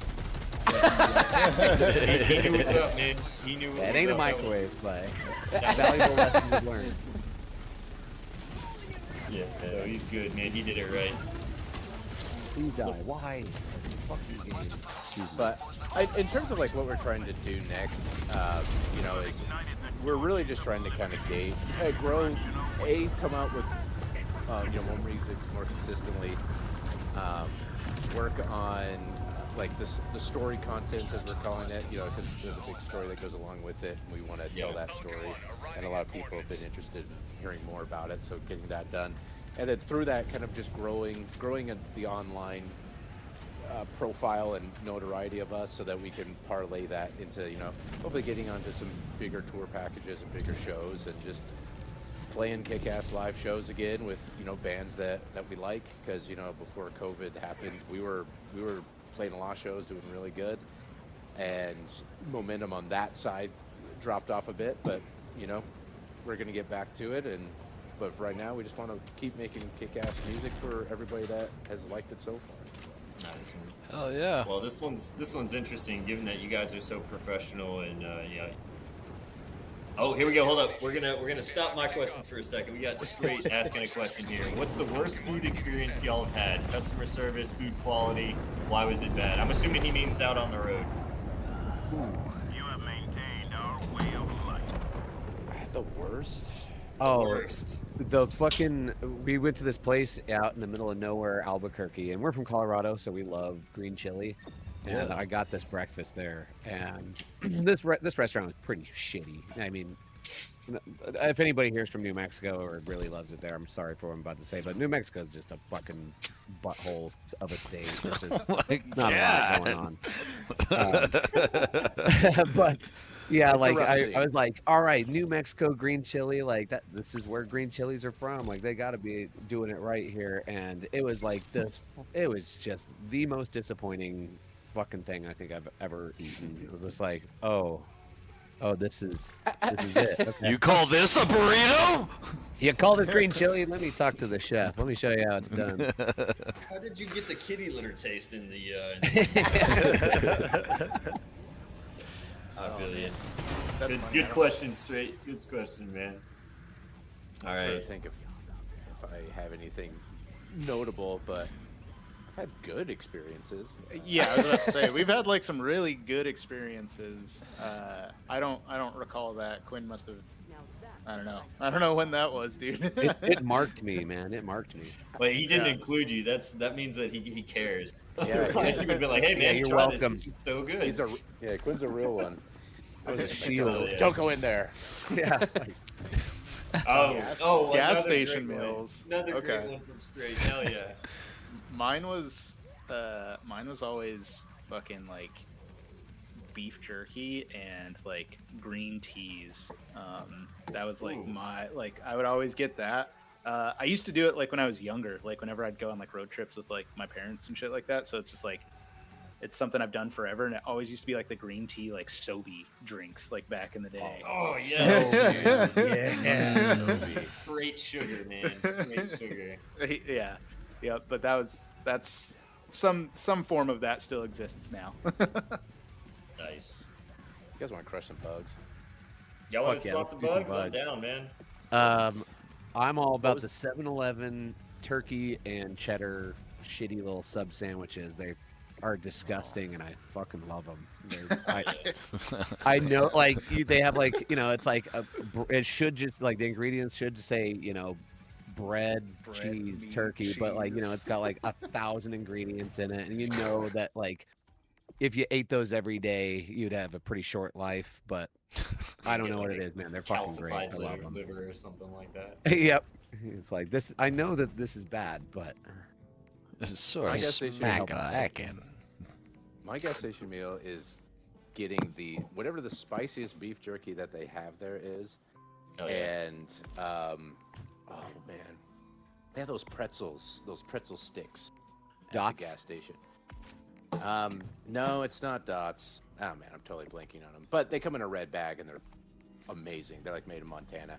But I just make these like little sandwiches basically with the pretzels, like a couple pretzels on top, couple pretzels on bottom, piece of beef jerky in the middle. Woo! I will. I mean, sodium out the ass. But I'm like puffy as hell after I eat a bag of each. But it's all good.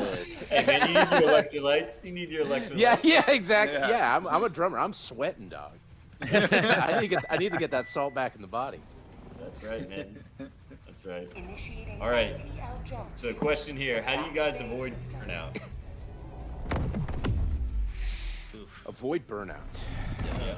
oh, you can avoid burnout. Yeah. That's an option.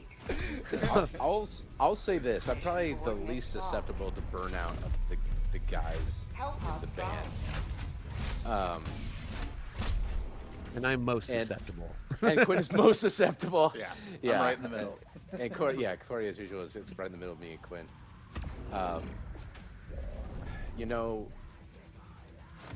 Burnout, doing something that you love is one thing. Burnout, doing something that you hate is another. But like when it comes to like music, it's. I would say the moment when you want to do it the least is the moment that you need to make yourself do it the most. Push harder. Because that will reinvigorate yourself.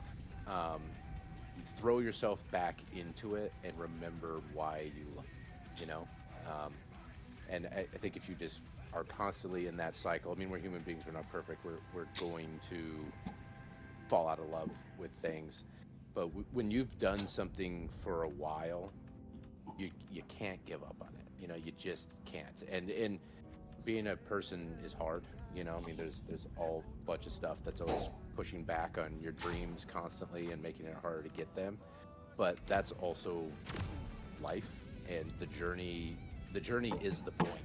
You know, like only a few people ever make it to the destination, and so you just need to find a way to enjoy where you are in the moment, and not even really. Don't look. Do less looking ahead and looking behind, and seeing how far you've come, and that should help you.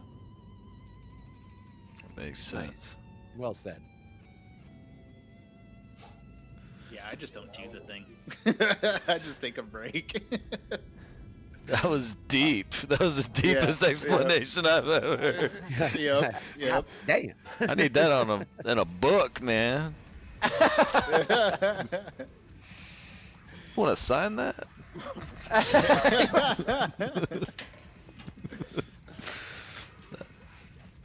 Man. Yeah, for me, it's just you step away for a minute, and then like it reinvigorates. You know, you come back to it, and you're just like, oh, this is fun. I enjoy this. There's a reason I've done this for most of my life, and it's because it is net positive in my life. So it's just like we all need a break from things from time to time. So Yeah. step away, and then come back to it, and you're just like, man, this is fun again. You know, there's times like even playing guitar, it's just like sometimes I won't touch it for a week or two or something like that, and then it's just like I start playing again, and I'm just like, man, this is so much fun. This is cool. This riff is rad. You know, like, and then you start, that leads into working on new music, new songs, and stuff like that. So it's just like giving yourself some grace, and just being like, oh, okay, cool. I'm gonna chill on this for a minute because things just aren't clicking, and then you get back to it. Yeah. You find your way back to it, and you're just like, all right, cool. This is fun again. Yeah. I had a bro who was trying to figure out how to play Crazy Train solo for the longest time, for almost a year straight, and he just totally raged out on it and like swore off guitar, went back to it 6 months later, and then just owned it like it was his baby puppy. Yep. Sometimes that's all it takes is like you're putting too much energy into it. You're trying too hard, and you step away from it, and then you come back, and then you're like, oh, actually, I made a lot of progress. Yeah, I know this. I think for me, it's like going and finding something that inspires you to kind of bring you back. Like, especially with music, like if I find myself getting burnt out, or like if I go to a concert, go see one of my favorite bands live, that is very reinvigorating for me because I'm just like, oh yeah, that's right. That's where I want to be. And that really brings me back and inspires me to pick up my guitar or even just sing in the car. Yeah. Isn't that where it starts?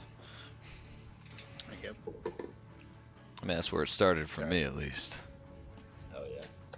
For me, it all started at that Creed concert. Oh, no. Triggered. All right. So we're gonna shift a little bit to kind of our gaming side here. So we've had some really great introspective conversation about music and the band and everything. I kind of have this split up by topic. So, by the way, you guys that are in chat, if y'all want to know any more about the band, for sure, hit them up in the chat. Let us know your questions. If you have any questions just about a specific thing, throw it out, man. Other than that, I'm gonna start. Hell yeah, it is the best music for the situation. You damn right, man. It's a good friend of ours. It's a good friend of the channel right there, John Helldiver. I saw John Helldiver hop in. I'm like, John Helldiver. He's here, guys. Yeah, man. All this music hits straight from the guys that are right here in the chat with, or the VC with this. But all right, I gotta ask this: what got you into Helldivers? Oh, Quinn got me into Helldivers. Nice. So, because Helldivers came out right when Final Fantasy, the next Final Fantasy remake came out, and so I was like, I am like Final Fantasy, all the way. Like that's one of my top franchises. So I was into that when this came out, and Quinn was like, yeah, man, pretty fun. You should get him. Like, yeah, whatever. I'm like totally, like I'm killing Bahamut right now. Like this is awesome. shit to do, man. Yeah, I got shit to do. Yeah, I gotta kill Sephiroth, dog. But after that, me and Quinn have always gamed together. I mean, me and Quinn, obviously, we like to do a lot of things together. each other. You know, Quinn's one of my best friends for sure. Yeah. And so we were big Halo players back in the day, and you know, one day he was just like, dude, it's like a better version of Halo. Okay, you know, I was kind of bored. I was in like a little bit of a lull in my life, so I was like, yeah, let's try it out. And I think pretty immediately I was like, this is awesome. I really enjoy the build crafting of the game. For sure. Of you know, just like all the different ways that you can, you know, have the builds, and then obviously I just love the aesthetic is just so, it's just so fun. The community for the game is you know, when it's at its best is like the best community. So I mean, yeah, that's kind of what got me into it, and I just keep coming back to it. I've played a little bit less than usual. That's more just life circumstance stuff, but obviously look at my rank. I played a lot. Yeah, same. I have an embarrassing amount of numbers of hours, like you guys said. So I felt like I was with my people now. Oh yeah, dude. I'm a super nerd to the day I die. So like, whoa. You got hit by a cloud of shriekers. Kamikaze. Like flyers just came across me. That was hilarious. Yeah, I got this the week it came out because I was Shay, Corey, and I used to play Destiny together, and they lost all their goodwill, which is why they're not updating the game anymore after Oh man, 9 years. Starting this June is their last update. Because we used to play that shit religiously. Actually, I just hit more hours on Helldivers than Destiny 2. We just gotta show. Let's get the hours out. I want to know. I'll check once I'm back on the ship. Okay, gotcha. Yeah, in mission hours, let's do that because, like, yeah, I have a bunch of stupid shit that I've done on my ship for a very long time that I feel like doesn't really count. Yeah. In mission. It's only on Steam hours because I actually have more. I have more hours in game on Destiny 2 because I played on PlayStation for a while. But I did just pass it on Steam hours, so there's a little asterisk on that.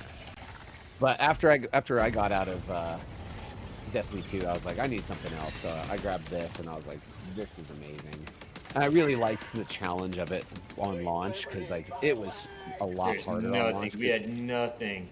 Yeah, we were out here with fucking a couple rocks and sticks, like taking on like the Terminids, and like the game balance was nowhere near where it's at. Like we were like doing like railgun shield backpack meta back then with the like having to strip the charger leg armor off and like have to defeat them that way. Like the head wasn't a weak spot. I've tried to tell people about that. Like killing a charger was like a 3 or 4 step process. Yeah, and I really liked that. I'm still a fan of the old stun grenade flamethrower meta. Like I still like those days. Oh yeah. Yeah, those are the days, man. Let's see, I'm gonna throw out a gas over there. It's gonna be a little farty. Alright, let's see, what's our next Helldiver? Oh, by the way, once it finishes up, I am gonna have to go AFK again, just because I don't want the man trying to get a pizza out of the oven by himself. You're good. I heard like the clanging of oven racks in the background. I was like, oh, he's working on pizza here. Alright, man, so here's, I want to know what's your favorite faction. Engaging terminal. Favorite faction? Favorite faction? Yeah, I think you said favorite faction. Automatons. Bots, okay. Is there a specific sub-faction, or do you just like... I like classic bots. Classic bots to me is just... I think it's where most... You can have so many different types of builds. There's, light 10 weapons, I think, are at their best versus... maybe not at their best versus bots, but are at their most traditional in that, like, you can headshot and weak point with them. There's a lot of weak point exploitation that you can do. I got the terminal. I don't know. There's the moments just get so wild, and sometimes it feels a little fucking unfair when you're just getting like ragdolled like ridiculously. But you know what? Sometimes it's just a bad day to be a helldiver. Sometimes True. it happens. You get that real grunt fantasy like that Arrowhead wants you to have. That's right. It's like a little too Tarkov that day. Nice. Let's see here. Out of For me, the it's entire, gotta be the Terminids for me. Bugs, And it's gotta be. I like all the sub factions. I like having to switch up my loadouts for each faction. Hell yeah. So like for like Spore and regular, I really like the Cremator. It's really fun. It's what I want flamethrowers to be. So it's like I love being able to get to use that. Yeah. But then like Rupture Strain, I like using the belt fed grenade launcher and knocking them up out of the ground, and like I just like being able to switch up the loadouts. For sure. Brings a lot of life to the bugs game. Bugs are fun. They just feel good to splat. Splatter them a bit. Hell yeah. Yes, the Starship Trooper fucking. I think I quote Starship Troopers like once a game. It has it's so applicable. Yeah. I love when I get stuck somewhere and I just can look at you, Quinn, and be like, Reiko, you know what to do. Hell yeah. I'd expect any one of you to do the same for me. There you go. By any chance, did any of y'all read the book? I got the terminal. No, never read the book because it's apparently nothing like it. They are making a Starship Troopers remake that is supposed to be like the book, though. Yeah, the book is very different than the movie. The book actually is almost spitting image of Helldivers. Nice. For real. Really? Oh, interesting. Yeah, That's they have very cool. armors, they have jump packs, they drop down in hell pods, they get picked up in jump ships or drop ships. Yeah, it's very much like Helldivers. That's whenever so like Arrowhead took the cinematography side of the movie, like the crazy like I guess government, and characterization of that. They took that from that movie, but as far as like the core game mechanics and like what you do on planet, they definitely got all the inspiration from the actual book instead. Oh, very Pretty cool. sick. Yeah, so I highly recommend it, especially like with you guys being on the. It's also something listen. If you guys don't like to read, you can listen to it on an audiobook and stuff. It's pretty good, man. I liked it. Ew, reading. Nerds. No, I don't know. I mean, I enjoy a good book. Definitely. I travel quite a bit for my job, so it's nice to have good. Nice. Let's see what's our next question here. What is out of the entire game? What is your most hated enemy? Here.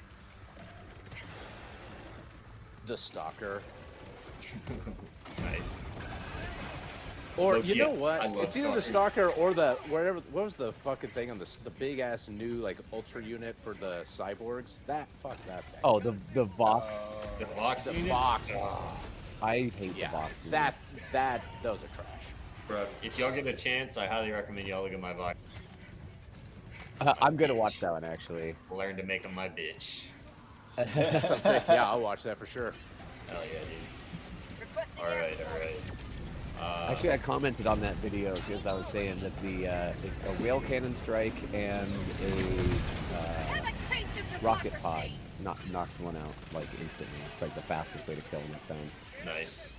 Yeah, my way is not necessarily the fastest, but it's if you watch my videos, I'm really, really big on synergy. Like I like it. Like I can tell you what to bring, and it's going to be really good for a Stolo. But like, it's better optimized if you like have your squad bring like half of it, and then you bring the other half. Makes sense. Yeah, I like squad builds.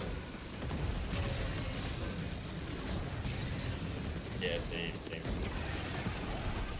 right, let's see what's the next question. I think the other enemy that has to go on that list is the Stalker or the Predator Strain Hunters. Just there's so many they're of them. the worst, yeah. And they'll just pop up out of nowhere, and it's just like, all right, cool, I'm chilling, and then it's like, oh wait, no, I just got insta-killed by 5 invisible. Oh, that was rough. Funny, that was bullshit. I got tapped. You got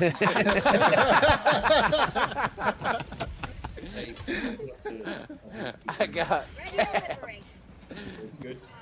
Hey guys, I'm gonna go AFK. If I die, just give me a. Don't call me in until I get back out. Roger that. Funny, how about you, bro? What's your least favorite enemy? That big mother brood thing that comes out of the ground. And fuck the Hive Lord. That thing, yeah, I don't like that thing. You gotta, if you throw anything on it or you even like land on it from respawn, you're just a dead man. Yeah. Immediately get sent back to orbit by that fucking thing. Oh, you want to come to Earth? Oh, fuck you. Yeah. I legit have not even killed one of those because there's no point. Orbit gave me a walkthrough in Helldiver boot camp for it. It was one of my first times ever playing the game. He's like, hey. So I want to break a record for you. Back at launch, we would just take you to Hellmire, and you'd be like, just dealing with the planet itself and being like, oh my god, this place sucks. And now it's like, cool, I'm gonna take you to a hive world and you can deal with a hive lord. Only I like the itch of pain. There's something in it that just irks me, makes me feel happy. Reminds you you're alive. Yeah. Oh, I can have a heart attack at any point, can I? Nice. Nice,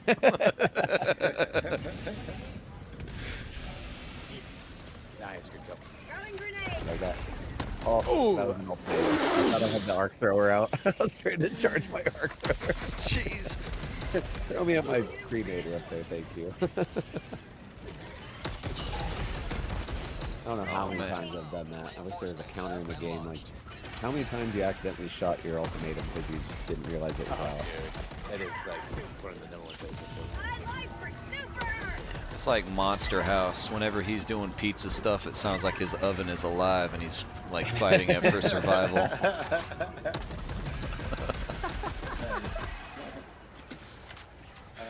Time to go work in the pizza. Ka-chang, bang, bang, kabangle dang.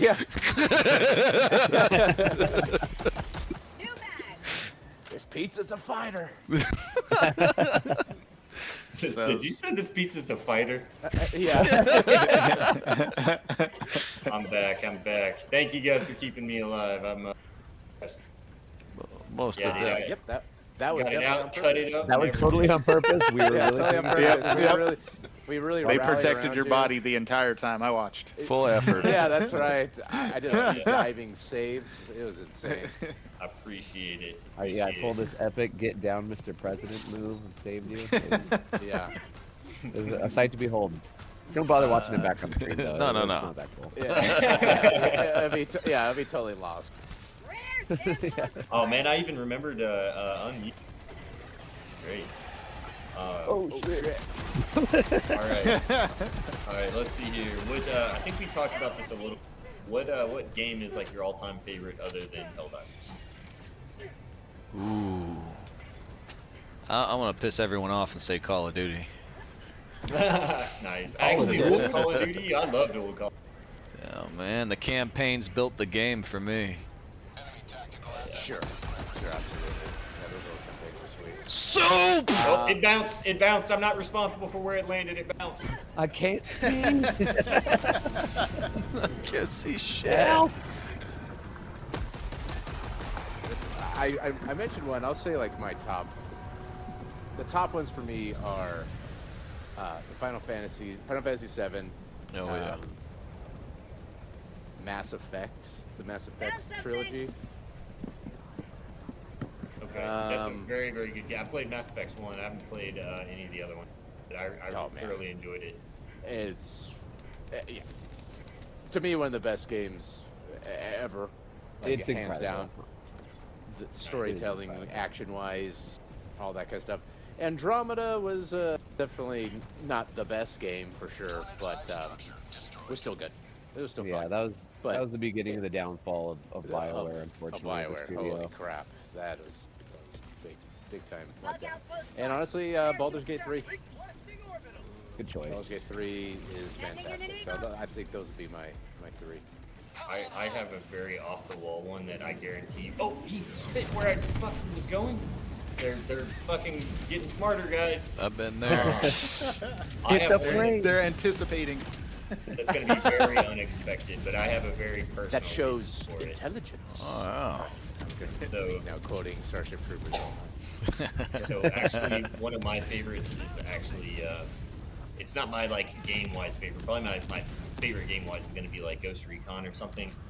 I really love those games, but honestly, whenever my son got into gaming and we lived in different states and stuff, we would honestly squad up together in Fortnite and play all the time. And Nice. Oh, that's cool. and he was young and everything, so it made sense for him to be playing Fortnite. But honestly, like I have so many good memories of us getting crowns together and playing together and stuff. So, like I said, it's a goofy situation. It's a weird game, but to be honest with you, I wouldn't trade those hours I had for anything. oh shit! Games are for What making brings us together memories. sometimes. Yeah, I mean, games are for making memories. That's why we. I hate this fucking chair. God damn it! I thought he was gonna be like, I hate this fucking game. I just started. I'm having a terrible time. These are bad memories. This damn. Also a massive fan of Grand Theft Auto. Forgot about that. God damn it! Really nice choice. I just flipped backwards in my chair. Forgive me. Oh, you're good. I just saved you. I gotta under put, plane. gotta put Ghost of Tsushima on my list. That is Ooh, one of the okay, greatest good one, games yeah. I've ever played. Same with Cyberpunk 2077. Incredible that game. game. Ooh, I that's was a like, big one. that's the reason why I got a PS5 was to play Cyberpunk. Nice. Yeah, I love that game. It is awesome. Hey guys in the chat, how y'all doing? Sorry, I'm not trying to ignore y'all. I AFK for a moment, so I want to make sure we answered y'all's questions.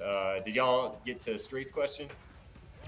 Yes. What crossover would you like to see with Helldivers? Him personally, he'd love to see something from Dead Space. Ooh, good choice. Good choice. Oh yeah.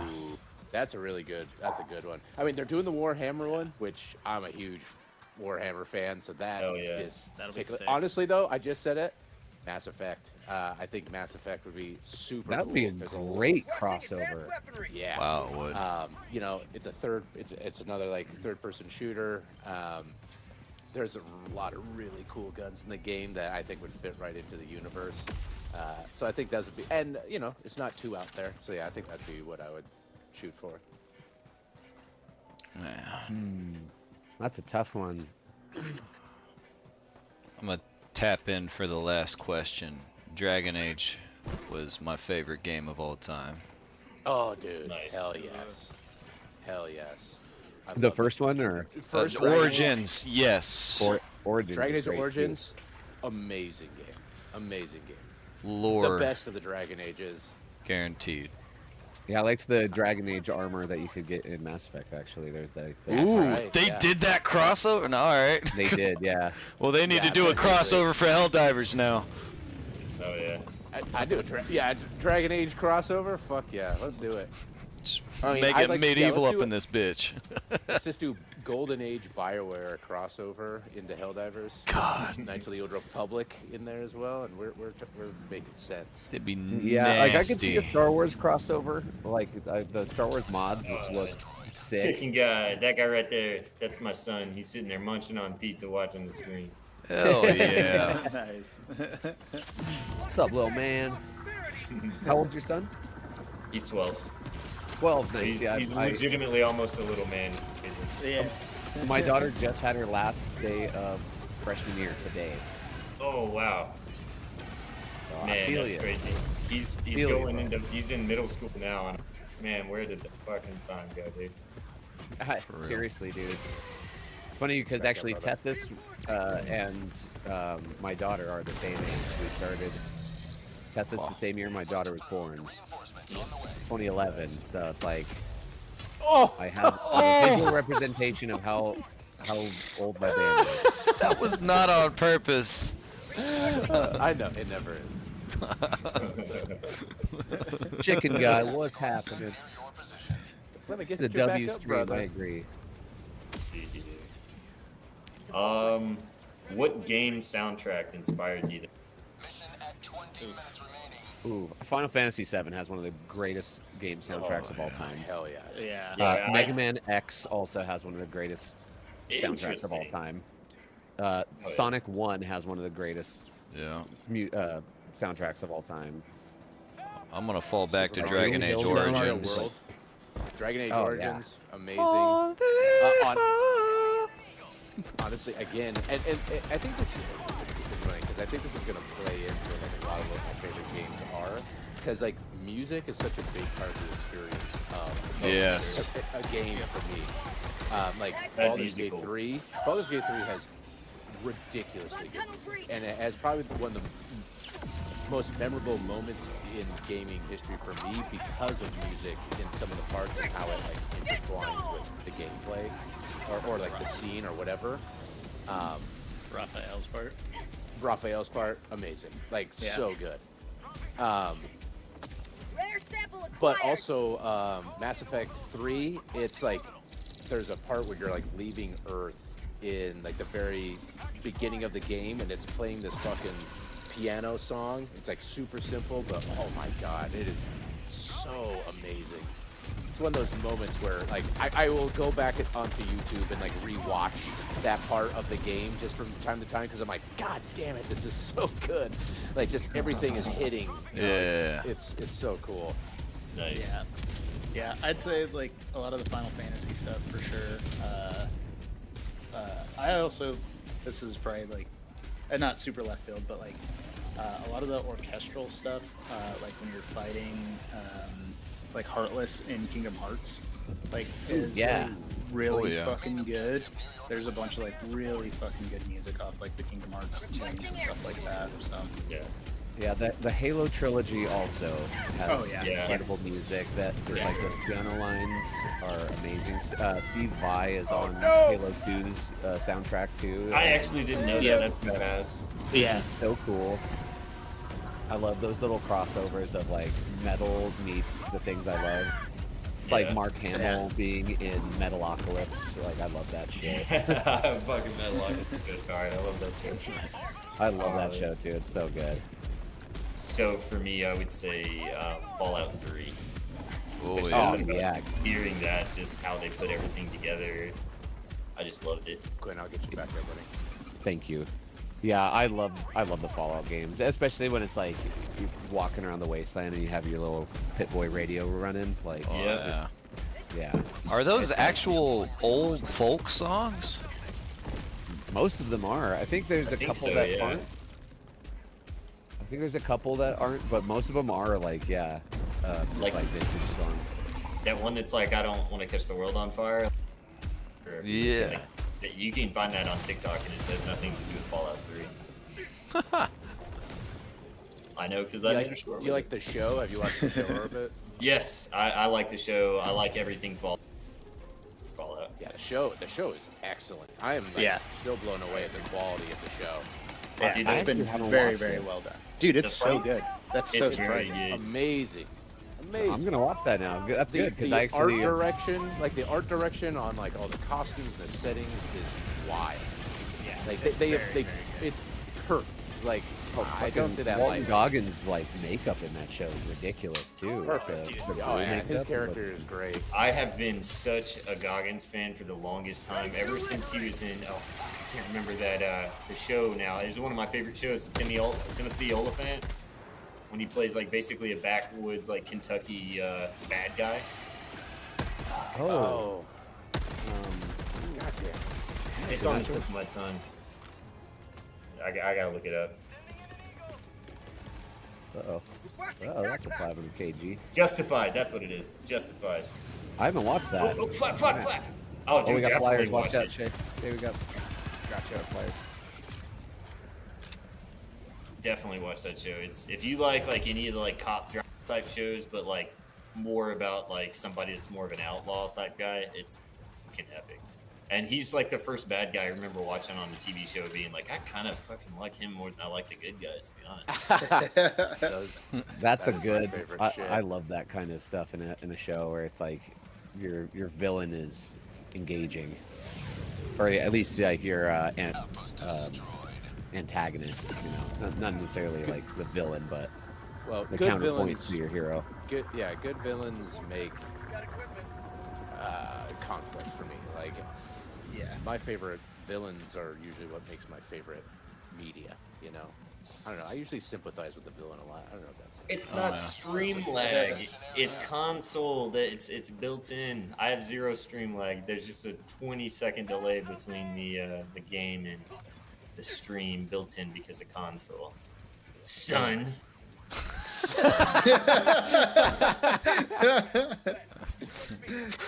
I gotta change how I talk to my viewers now.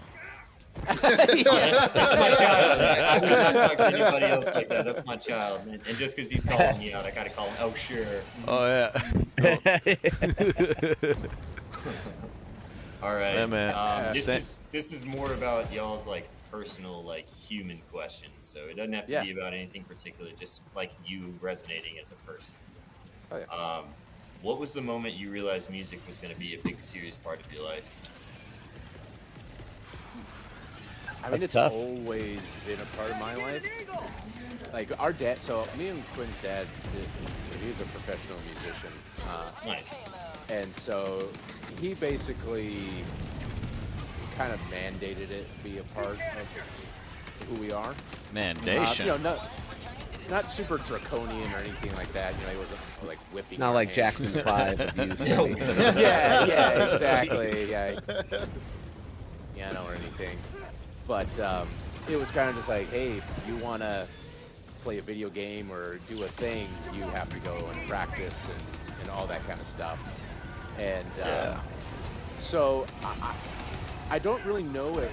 I mean, even from a young age, I mean, I was pretty gifted at piano, and so for a pretty young age, I was writing my own music and performing it for school and all that kind of stuff. And I think as early as, you know, like 2nd grade, I was just like, this is a part of me and probably always will.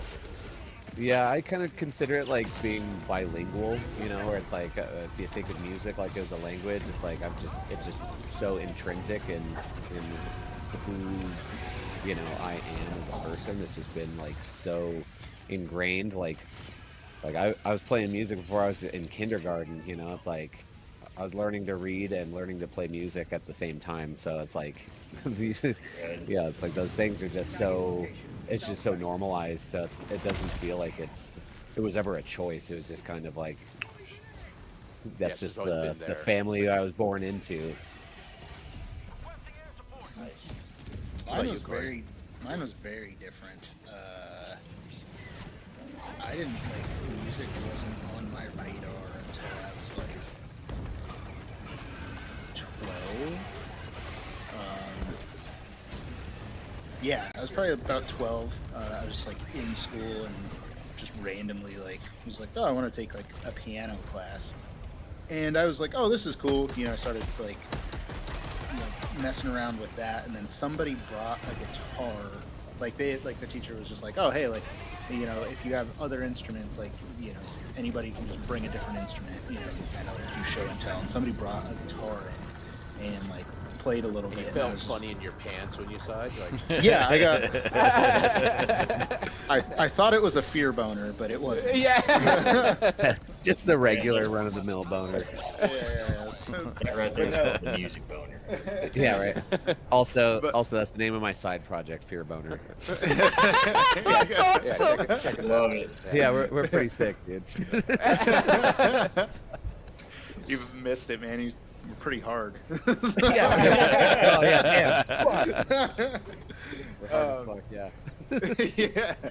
But no, and like I was just like, oh, that's sick. Like that's cool. And I wanted a guitar. My mom like got me a guitar, got me this like crappy little like first act guitar, and I just like wasn't into it at all. And then I, you know, growing up, like I said, I was like listening to like Machine Head and stuff like that. Yeah. Rob Flynn had this like, oh, you're good, dude. He had like this. Shut up, like Machine Head! A BC Rich Warlock. And I was just like, Yeah, as did. like a 12, 13-year-old, you're just like, that's cool. It's a pointy like metal guitar. Yeah, you know, it's just like, and my dad ended up like, we were at like a flea market and I saw one and I was just like, please. And he ended up getting it for me. And then ever since like I got that specific guitar, you know, like being like 13 years old, you know, because it'd been a while since my mom got me the other one. I just like took off with it, and I was just like this. I was doing dumb stuff. It's like, cool, I'm gonna go to the bathroom. I'm gonna take my guitar with me. I can have it on a strap and take a piss at the same time. Hey, You know? that's an industrious young man right there. Yeah, right. Then you got a Windex afterwards. Yeah, I yeah, did the same yeah. thing with my dinner. I'm like, hey, there's this. No, just kidding. But yeah, and then it was just like, oh, okay, cool. Like music is like, I immediately like just took off with it. There's some friends that I had that were already playing guitar that were like better than me, and within a couple months, I was just like, it surpassed them in terms of like technical ability and stuff. Basically, it was my life at that point. It was just like, cool. I'm just playing guitar all the time. Yeah. Anytime I'm not doing anything else. Like I stopped like playing video games and like stopped just doing a bunch of other stuff, skating. I was just like, this is the thing. Definitely. Good answers. Good answers, man. Alright, let's see if I can pull something else out here without dying. Oh, no. Too much going on. Wait. The oven is waking up. I beat it into submission, and now it's fucking waking up. Alright, cool. Speaking of which, son, do you mind making sure that oven's turned off? I think that's turned it on. Sorry. He's gonna give me a stream lag. I envision that oven to be like a mimic with teeth and one eyeball. Man, here's a good question for you guys. For any aspiring musicians or bands, what type of feedback or what type of advice would you give them? One of my favorite little bits of advice is actually from Jeff Loomis, and if you're not familiar with Jeff Loomis, he's in Nevermore and fucking Legendary. got his own, he has his own project, and Arch Enemy is his other bit. Brain fart a little bit. But he always said, he's like, no, growing up, I was never the best guitar player. I was never the fastest. You know, it's like I had plenty of friends that were, you know, better than me when I started and were better than me for a while. But he's like, you know, the only difference between me and them is I never quit. Oh, fuck. I'm body blocked. No, not. I live. I got you. Thank you very much. Thank you very, very much. I got you back now. Yeah, I mean, I think it's just not stopping, and also being realistic with yourself and your abilities and what you want. You know, I mean, I think a lot of people start playing music and they see what, like the music that you hear on the radio or your favorite musicians or anything like that. You have to understand, like, those are the best, some of the best musicians in the world. You know, no matter like who you're listening to.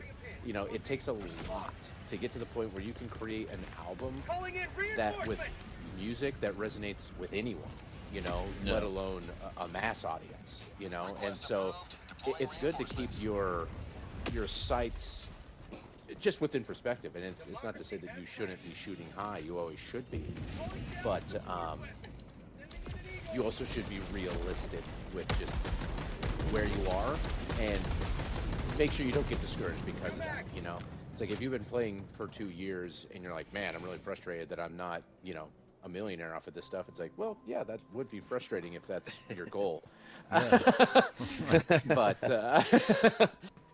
that though. It's being humble not only with like your abilities but also with yourself. And once you're humble and you're self-aware, that's whenever you can really truly grow. Yeah, and enjoy it. You know, because it's like, again, you just enjoy being a part of learning. And I think if you enjoy the process of learning, those are the people that get the best at things. Because learning music is boring as hell. Like the amount of hours that you spend doing a repetitious movement are, you know, massive. And so you need to be able to enjoy that. Otherwise, you're not going to, you can never get the benefits of, you know, the 10,000 hours. Yeah. I'm glad you said that. Is that the Bruce Lee quote? Yeah. I was hoping to say that. Nice. I was gonna bring up the other one, which is the difference between a beginner and a master is that the master has failed more times than the beginner has even tried. Oh, gave me chills, goosebumps. That's a good one. I know, isn't that a good one? I tell that one to my daughter a lot. That's good advice, man. It's very good advice. Yeah, I would say learn to be okay with like sacrificing other things. So if that's your time, right? It may be time with friends, maybe time with family, it may be time doing other things, you know, that, you know, maybe you should be doing. I know I definitely like I definitely sacrificed a lot of time to do what I wanted to do, like to play music. It was something that took priority for me. So it was just like, oh, okay, cool. This is where my time goes. I could have spent a lot of time doing other things, you know, socializing or doing whatever. But like for me, music did not come super easy to me. Like a lot of people, you know, will see the level that I've gotten to, and they're like, "Oh, you're super talented," and it's just like, sure, a part of that is talent, but a lot of it is work, putting in the time. And it's just like, yeah, the 10,000 hours, like you got to sacrifice a lot of other things to put in that amount of time to get to a certain level. It's like that is something you will do for the entire time that you are playing music, is you are going to sacrifice time doing other things to get better at your instrument. And you just have to be like totally okay with like putting in that time and knowing that it's not going to be spent doing some of the other things that you want to do. And if that's what, if music is what you want to do, like then it shouldn't be an issue, but know that that's going to be part of it. Yeah, know that it's gonna vie for your time. Yeah, just like anything, you know. Like, if you want to be good at something, sacrifices have to be. Yep. I think y'all answered my next question, which was going to be what's the biggest thing you sacrifice for music? So. Oh man. Y'all answered that for sure. Let me give you a different. I've sacrificed some real shit for sure. Let's talk about it. Yeah. Throw it out, man. Throw it. I mean, I've told the guys like a few times. It's like if I wasn't a musician, it's like I'd probably be a millionaire. That's a 380, Quinn. That's a 380. Oh damn. Sacrifice. Yeah, a good my super. Sacrifice. Sorry, I think Creed it out there for me. Well, Creed. No, you're good. My sack of my rice. Sack of rice. Yeah. I mean, I think I would have probably killed somebody by now, though. So I mean, like, like music definitely keeps me sane. It keeps me grounded, and I think without it, I would be a monster of a person. So I'm glad it exists in my life. Oh yeah. It's a little bit going back to the band thing, but what is the most rewarding fan interaction you've ever had? For me, I know it was a guy who had like served in the military, and he said that, you know, he had come back and was having a hard time, and the music had helped him through some moments that were scary for him, you know, that were, you know, bordering on him doing something drastic. And you know, I told him then, I was like, you know, if this helped you, then everything has been worth it. You know, every moment that I've spent trying to create this was worth it, because if it saved your life or made your life easier and enriched your life, then that's all that matters, you know? Oh yeah. Oh man. Oh yeah. Metals moves oceans, man. Forget the plurals. But yeah. It really does. Yeah. Nice. I love these last 3 questions. That one's one of the 3. What's something people don't see about you guys from behind the scenes? Helldiving. They don't see me naked. This is my in-shower cam. That is only for premium members. As my buddies that stream with us, they call it my Only Dives account. Only Dives, yes. I'd say this is probably true for every band, but a lot of the time it's just like everybody gets to see, you know, the show, they get to listen to the album, but they don't really get to see like all of the like shit you got to do, like all of the hard work on the backside. Like there's some bands that definitely let you in on that, and like they have, you know, like documentaries, you know, but a lot of that stuff is still very tailored. But it's just like, you know, there's just so much that any band that is trying to do it at a, you know, decent level is just like nobody really sees the amount of work that gets put in. I think like even like if you go see a show, right, it's like the same concept. It's just like, oh, it's like lights are sick, sound is great. It's just like you didn't see the, you know, 7 hours or, you know, week of setup for something like Metallica that everybody had to like put in to make sure that it like happened. Yeah. So it's just like there's so much work that goes into all of that stuff, and for anybody to put out an album and to put on a show and for it to be like good, that's just like the amount of work that gets put in there. Like nobody sees all of it, and they just see, you know, the finished product. So that's like for sure something that a lot of people don't get to see, and they may know that there's a lot of work, but they don't really see what it all entails to bring any of that kind of shit to fruition. Yeah, oh, for sure. Education and repetition means a lot more than just the words. Yeah, well said. Yeah, I think the other thing too is like we're just all of us are just, you know, we're just silly dudes, you know. Like, yeah, we just like to have a good time. We like to laugh. Gosh. Games. I mean, what song has been brought to fruition just off of a good time and not like we're gonna make a song, but like dun, dun, dun, dun, dun, dun, dun, dun. Yeah, we're making that shit. You know, I think Buying Time was actually that song. Buying Time. Way.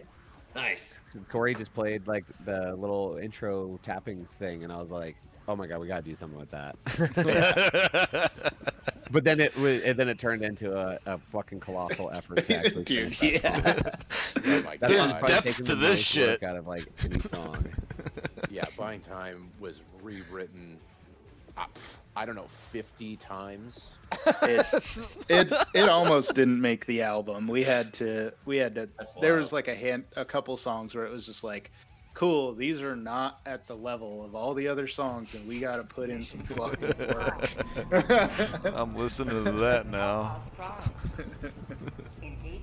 Yeah, that, and honestly, like Suzerain and Buying Time were just colossal efforts. But honestly, I think they came out to be some of the strongest on the album. Yeah, they're two of my favorite songs. Yeah, and it to like more so to like even more so the point of that question is like the beginning of both of those songs came together so easy, like really just like fun too. Like yeah, like Shay and I were like in my basement just like hanging out, and I was like, man, like there's this cool chord that I'm just like messing around with, and it was just like gnawing at the back of my brain, and it just like ended up being something fun that we worked on. And then the whole intro and acoustic part like came together like super fast. That was one of those things where it's like I got it together and then just like shipped it off to Quinn, and I was just like, here, that's as much as I got. I'm gonna do something with the rest of this. That's so killer. Speak of the devil, speak of the song. Oh, hell yeah. Beauty. Yeah. It's still playing, right? I want to make sure. No, Lost in the Wake's playing right now, but Lost in the Wake. Oh, okay. I'm sorry. I got him confused. Oh, fuck me, man. That's embarrassing. It's funny, actually. This song, the start of this song was. This is how long ago we started writing this. The original guitar profile that I started for this song was called Dormammu, I've Come to Bargain. Oh, Whoa! I had just Great seen movie the Doctor reference. Strange movie, and I was like really inspired by all like the fucking just psychedelic nature of it. So I was like trying to make something cool and spacey. Nice. I like the ethereal vibe of that whole album. Fuck yeah. Yeah, y'all really yeah. captured etherealism with that whole album. The progenitor of thought, dude. That totally just Yeah. caught me in. Hell yeah, bro. I mean, that's definitely one of the old favorites for sure. I love playing that song. And hopefully one day we're gonna play it live again because it's a good one. It's an impressive one to play too. Man, I bet that's a fun show. Y'all got like, Streaking's got a question for us here too. please. Oh yeah, I like this one. I like this one. Yeah, if Straight you had the ass. opportunity to make There a you go. song in any game, what would you choose? Ooh. Song in any game? Yeah. Defend democracy at any cost. Well, I think our style definitely kind of puts us into some sort of like sci-fi game. I'd start there. I would agree. I for was gonna sure. say Cyberpunk 2 when it comes out. I want to try and put our hat in the ring because I actually fucking Jameson Bose, Yeah. a friend of Corey's, his band Epsilon Zero is on the Cyberpunk 2077 soundtrack. So and they do have like metal stations and stuff. So I was gonna ask him to see if we could get the homie hookup or like at least get us in contact with somebody so we can put our hat in the ring. I would literally just buy that game if they did that just to support you guys. That would be the Yeah. shit. I would be That's so so cool. fucking pumped. You're the shit, Sean. I appreciate But- it, man. I'm a reflection of just a bunch of cool ass people that helped me along with. Hell yeah, bro. That's well said. Yeah, I'm trying to think if there's like an actual IP, but yeah, I think a space game of any kind, and I would be like totally pumped. Star Wars? Oh, Star Wars Battlefront Apocalypse whenever it comes. Oh man. Fuck yeah. Yes, Hell yeah. that's Star Wars I don't know who Apocalypse. EA I just came up with Star that Wars idea. Apocalypse. Hey, that's a sick. I would play that stuff. Star Wars Star Wars Apocalypse. Battlefront I don't know what's Apocalypse. going on in that game, but I'm like, Oh yeah. Everyone's getting on mine for that shit. Actually, I made a playlist that was entirely devoted to like what happens if a Sith Lord decides to say "fuck you" whenever Order 66 is out. You know, Oh, and hell I yeah. was like, man, I would love to see a movie where like there's this evil Sith Lord that decides to say "fuck it," and they just got too evil for him, and he still did some evil shit, and he was still like not a villain, but like a you know what I'm saying. A Sith Lord Yeah. so We evil get on top the of that Sith are time. like this guy. Can you? I didn't realize that was the play, man. Let me get on top of that bitch. Yeah, here. oh man, I am totally blanking. You gotta bail, dog. You got a belcher on you. If you ever read any of the wait, Star I Wars see. novels, there's a really good one. Ah, man, I'm We got blanking this. on the guy. I might have to look it up because there's Yeah! a series With the Darth Bane novel? Darth Bane, yes. Darth Yo, are Bane y'all novels seeing this? are insane. A mech on a tank. We're a tank mech. A mech on the tank. ThunderBunny. The Run. ultimate weapons platform. Ah, it was good though. I didn't understand what run meant. Run in our moment of victory. Yeah, we don't run. That was too cool. Oh, it took me too long to figure it out. Oh my god. I hate that they have this new glitch where you gotta like reload. Like, Skate said he would times love to make an sometimes. 8-bit song for Mortal Kombat. Oh, yeah, that'd be pretty sick. Ooh, Yeah, baby. yeah. That'd Oh, be yeah. really cool. You had him going full Austin Powers. Yeah, baby. Yeah, baby. Anything 8-bit, I'm on that train for sure. Please. One of my favorite things is what is it? August Burn. your guitar tracks. Yeah. They include that in the album, the final version of the album. So badass. Nice. Actually, some friends of ours in a band called Exuvial, they put out 8-bit tracks of all their songs on their last album, they're really fucking cool. Did they? I didn't know they did that. Yeah, they did. They're awesome. Requesting orbital. Orbital, watch out! Just fucking do an orbital at you. Hell yeah! I killed him. I just wanted to be. Oh wait, no, that was good. All right, this thing's gonna die though.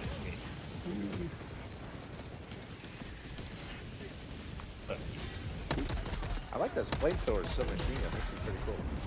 Oh, the Stoker? The Stroker? The Stroker. Yeah, it's my favorite spots, man, for sure. Yeah, it's cool. Yeah, it's really strong. I like having it with like the ultimatum too, because that way you have like 3 guns. Oh man. And that's how with a few minor modifications you can turn 1 gun into 5 guns. Thank you.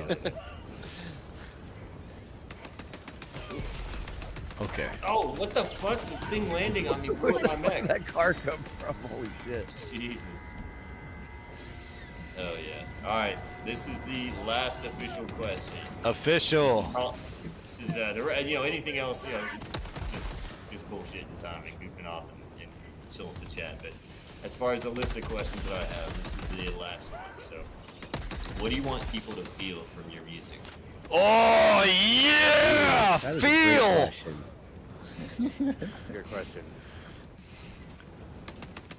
Well, it's funny because you say that, and there's literally a list of emotions that we wanted people to feel when we were writing the songs.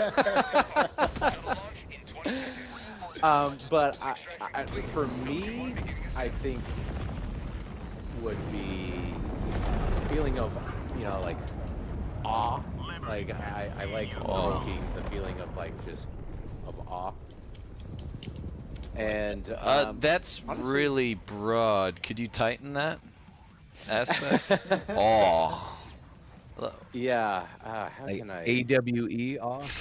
Yes. Spelling it. Yes, exactly. Okay, I'll take it. That's what. I thought it Yeah. was like Monty Python. It's like find it in the castle. Ah. Like as in surprise and alarm. Yeah, I follow. Yeah, I don't know. It's tough. Tough to I say. want people to be energized by it. I want some of the lyrics to be felt. There's a lot of hopeful lyrics in here. Like a couple of like my singing parts especially really are powerful to me. Like the in buying time at the very end, it's like the control your fate, control your fate, refuse to break. Like sometimes I need to hear those words myself, coming from myself, and it's really powerful. I'm just gonna say, by the way, it was really cool here. Click into your singing voice, at the same time you're singing in the background. So that was just really rad. A little meta moment. That is a meta moment, man. Nice. We can never have too many heroes fighting. Vocals really make the music for me, so it, your viewpoint on that does carry folds. Yeah, I think that's one really underappreciated thing about metal too. Is everybody thinks just because you're screaming, your vocals are all angry and you're this negative force or something. But most metal musicians are all about almost hey, you're trying to survive a rough time and give each other uplifting moments or at least connect about the tough times.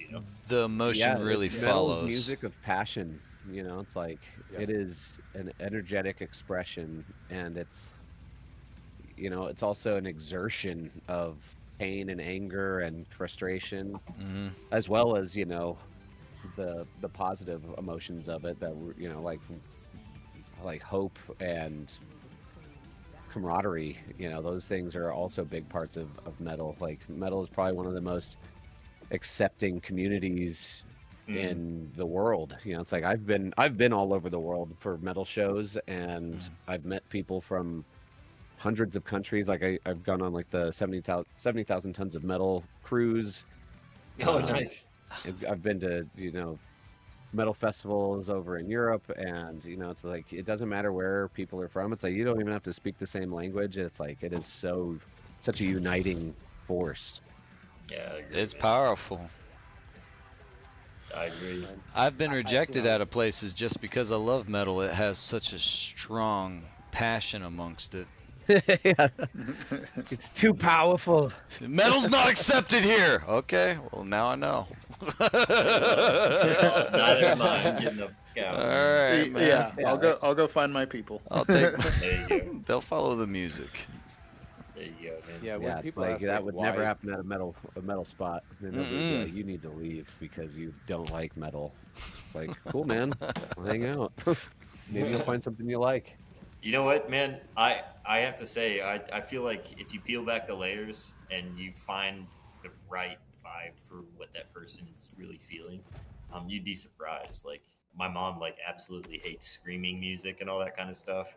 So I had her, but she's like a really big like lyricist. She really loves like poetry. She really loves, you know, just the feeling behind the music and knowing that it wasn't just accidental, that, you know, it was intentional that you did this. And so I sent her those lyrics to you know, oh my gosh, the Motionless in White song I was talking about. It said, I can't stop listening to that song. It's hit me so hard. I sent her those lyrics, and she like had a whole conversation with me about it. Whereas like any other time, like I've sent something, she's like, oh, they just sound like garbage. They're just screaming. You know what I mean? Yep. Yep. So, I mean, well, Sounds like my mom. right on. Well, guys, I don't want to steal all y'all's night. I'm chilling for the rest of the night. I'll probably grab a couple of slices of pizza or whatever, but I'm in no rush to end the stream. But again, I want to be conscientious of y'all's time. If y'all need to go and jump off, I completely understand. We're coming up quick on about 3 hours of streaming. Oh shit. Oh. 3 hours already? It's been yeah. so easy. Fun. I'm telling you, man. So, I'm actually traveling tomorrow, so I will probably bow out right here. But I really enjoyed meeting you guys. Hell yeah, With man. you guys. W and Street. really, it's been a pleasure. This has been fucking great awesome. questions. I'd And, love to, if I'm free again, I'd love to play with you guys because yeah, I sure. always like meeting people to play with because Well, kicking ass and helldivers. I'll drop the link to the Discord that we usually hang out in. Perfect. By the way, I don't like, another thing about like me and my crew, like we're all very humble. We don't like to have like there's no Orbital Riot Discord server or whatever. It's actually a whole bunch of us together, like a bunch of us streamers. They are awesome. Oh, cool. We just uplift each other. Yeah. Most recent, friends we brought into the fold. So we'd be honored to have you guys come and hang out, man. That'd be awesome. And also, you guys, open invitation. If y'all ever just want to shoot the shit, I'm absolutely happy to throw down and advertise, get another Musicians of Super Earth song stream going. I'm sure I could come up with some more fun questions for you guys. But man, it's been a pleasure. Honestly, I didn't know what to expect for like the first real official band coming into the Musicians of Super Earth. Y'all are fucking legendary. I always want to just like fucking get applauses in the chats and W's for these guys. So I'll plug them myself. I'd love them to plug what they've got going on, but definitely you guys go check out TETHYS on all major streaming platforms, YouTube as well. What do you guys got going on? What do y'all want people to know? I mean, I definitely, you just said it. Subscribe to our YouTube channel because me and Quinn, we're trying to do a lot more. We start putting out some videos and stuff for like the story content, and as long as you got us on Spotify and are subscribed to us on YouTube, I mean, those are gonna be the main places where we're gonna be putting our flagship stuff. And we're trying to start doing a lot of things. So we got a lot of cool stuff we want to show everybody, and we hope you like it. And all feedback is welcome. So if you've ever listened, all I can say to you is thank you very much. Yeah. You've made my life better by doing it, and we appreciate you. Hell yeah. Oh, yeah. I think Corey and I would, say the same thing, that we are very grateful for the opportunity to reach more people, grateful to make good connections with you guys. This has been a lot of fun. Oh, And it's very humbling, to have people appreciate your music, and yeah, I really appreciate you guys being so passionate about this and inviting us on here. Oh yeah, man. 100%. And I love the vibes here. I will absolutely be down to stream with you guys whenever. If you guys Fuck yeah. got an extra slot, you want me to pop in, I will hop in to. Same. I'm generally streaming this time, so if you guys Killer. are free, man, I'd be happy to run some with y'all again, man. It's been great, and I would be remiss if I didn't also shout out my badass co-host here, MrThunderBunny. Let me give one more shout out to him in the chat. Are you Thunder or Bunny? I am the it's great thunderous meeting you bunny. tonight too, man. I can't remember if you're Thunder or Bunny now. I think you're Bunny, actually. I'll take either one or both. There it is. Oh, it came up. It came up. Awesome, There it awesome. is. So you guys definitely go check out everybody involved here, including Ree and Straight and some of the other heavy hitters that are mods and streamers here. We all we're like a family, and we're happy to include TETHYS in that as well. So TETHYS honorary members of the Hellfire Regiment, as far as my channel is concerned. Hell You yeah. guys are badasses, Hell yeah. and looking forward to the next time we can all link up. So Hell I'm gonna yeah. kill the stream here. So Doing you a guys have Helldiver so salute much. as hard as I can right now for you. Yeah. Hell yeah, man. Yeah, Yeah, bro. Fuck yeah. All right, YouTube. Y'all have a good night. Signing Here, off. what? Give me some hugs first, though. I need Yeah. This is just for us. Oh, yeah. No more streaming. This is just bro hugging time. Yeah. yeah. This is where my 2,600 hours come from. Is just hugging on the ship. Just hugging. Yeah, exactly. That was most of our time in Destiny, just emoting. Emoting in the tower. Yeah, in the tower. Be like, does this Yeah, shit sounds look cool? All right, emote. yeah. After a half hour of redoing our outfit, like this cool. Yeah. sick. Same, dude. It's We party. had literally me and my buddies on stream. We figured out you could literally do like a bouncing like headbang if you do this emote, the thumbs up emote, and then you just like animation cancel. So we sat here for like 10 minutes, all of us just getting in sync and doing this together. I took it and I did. What was it?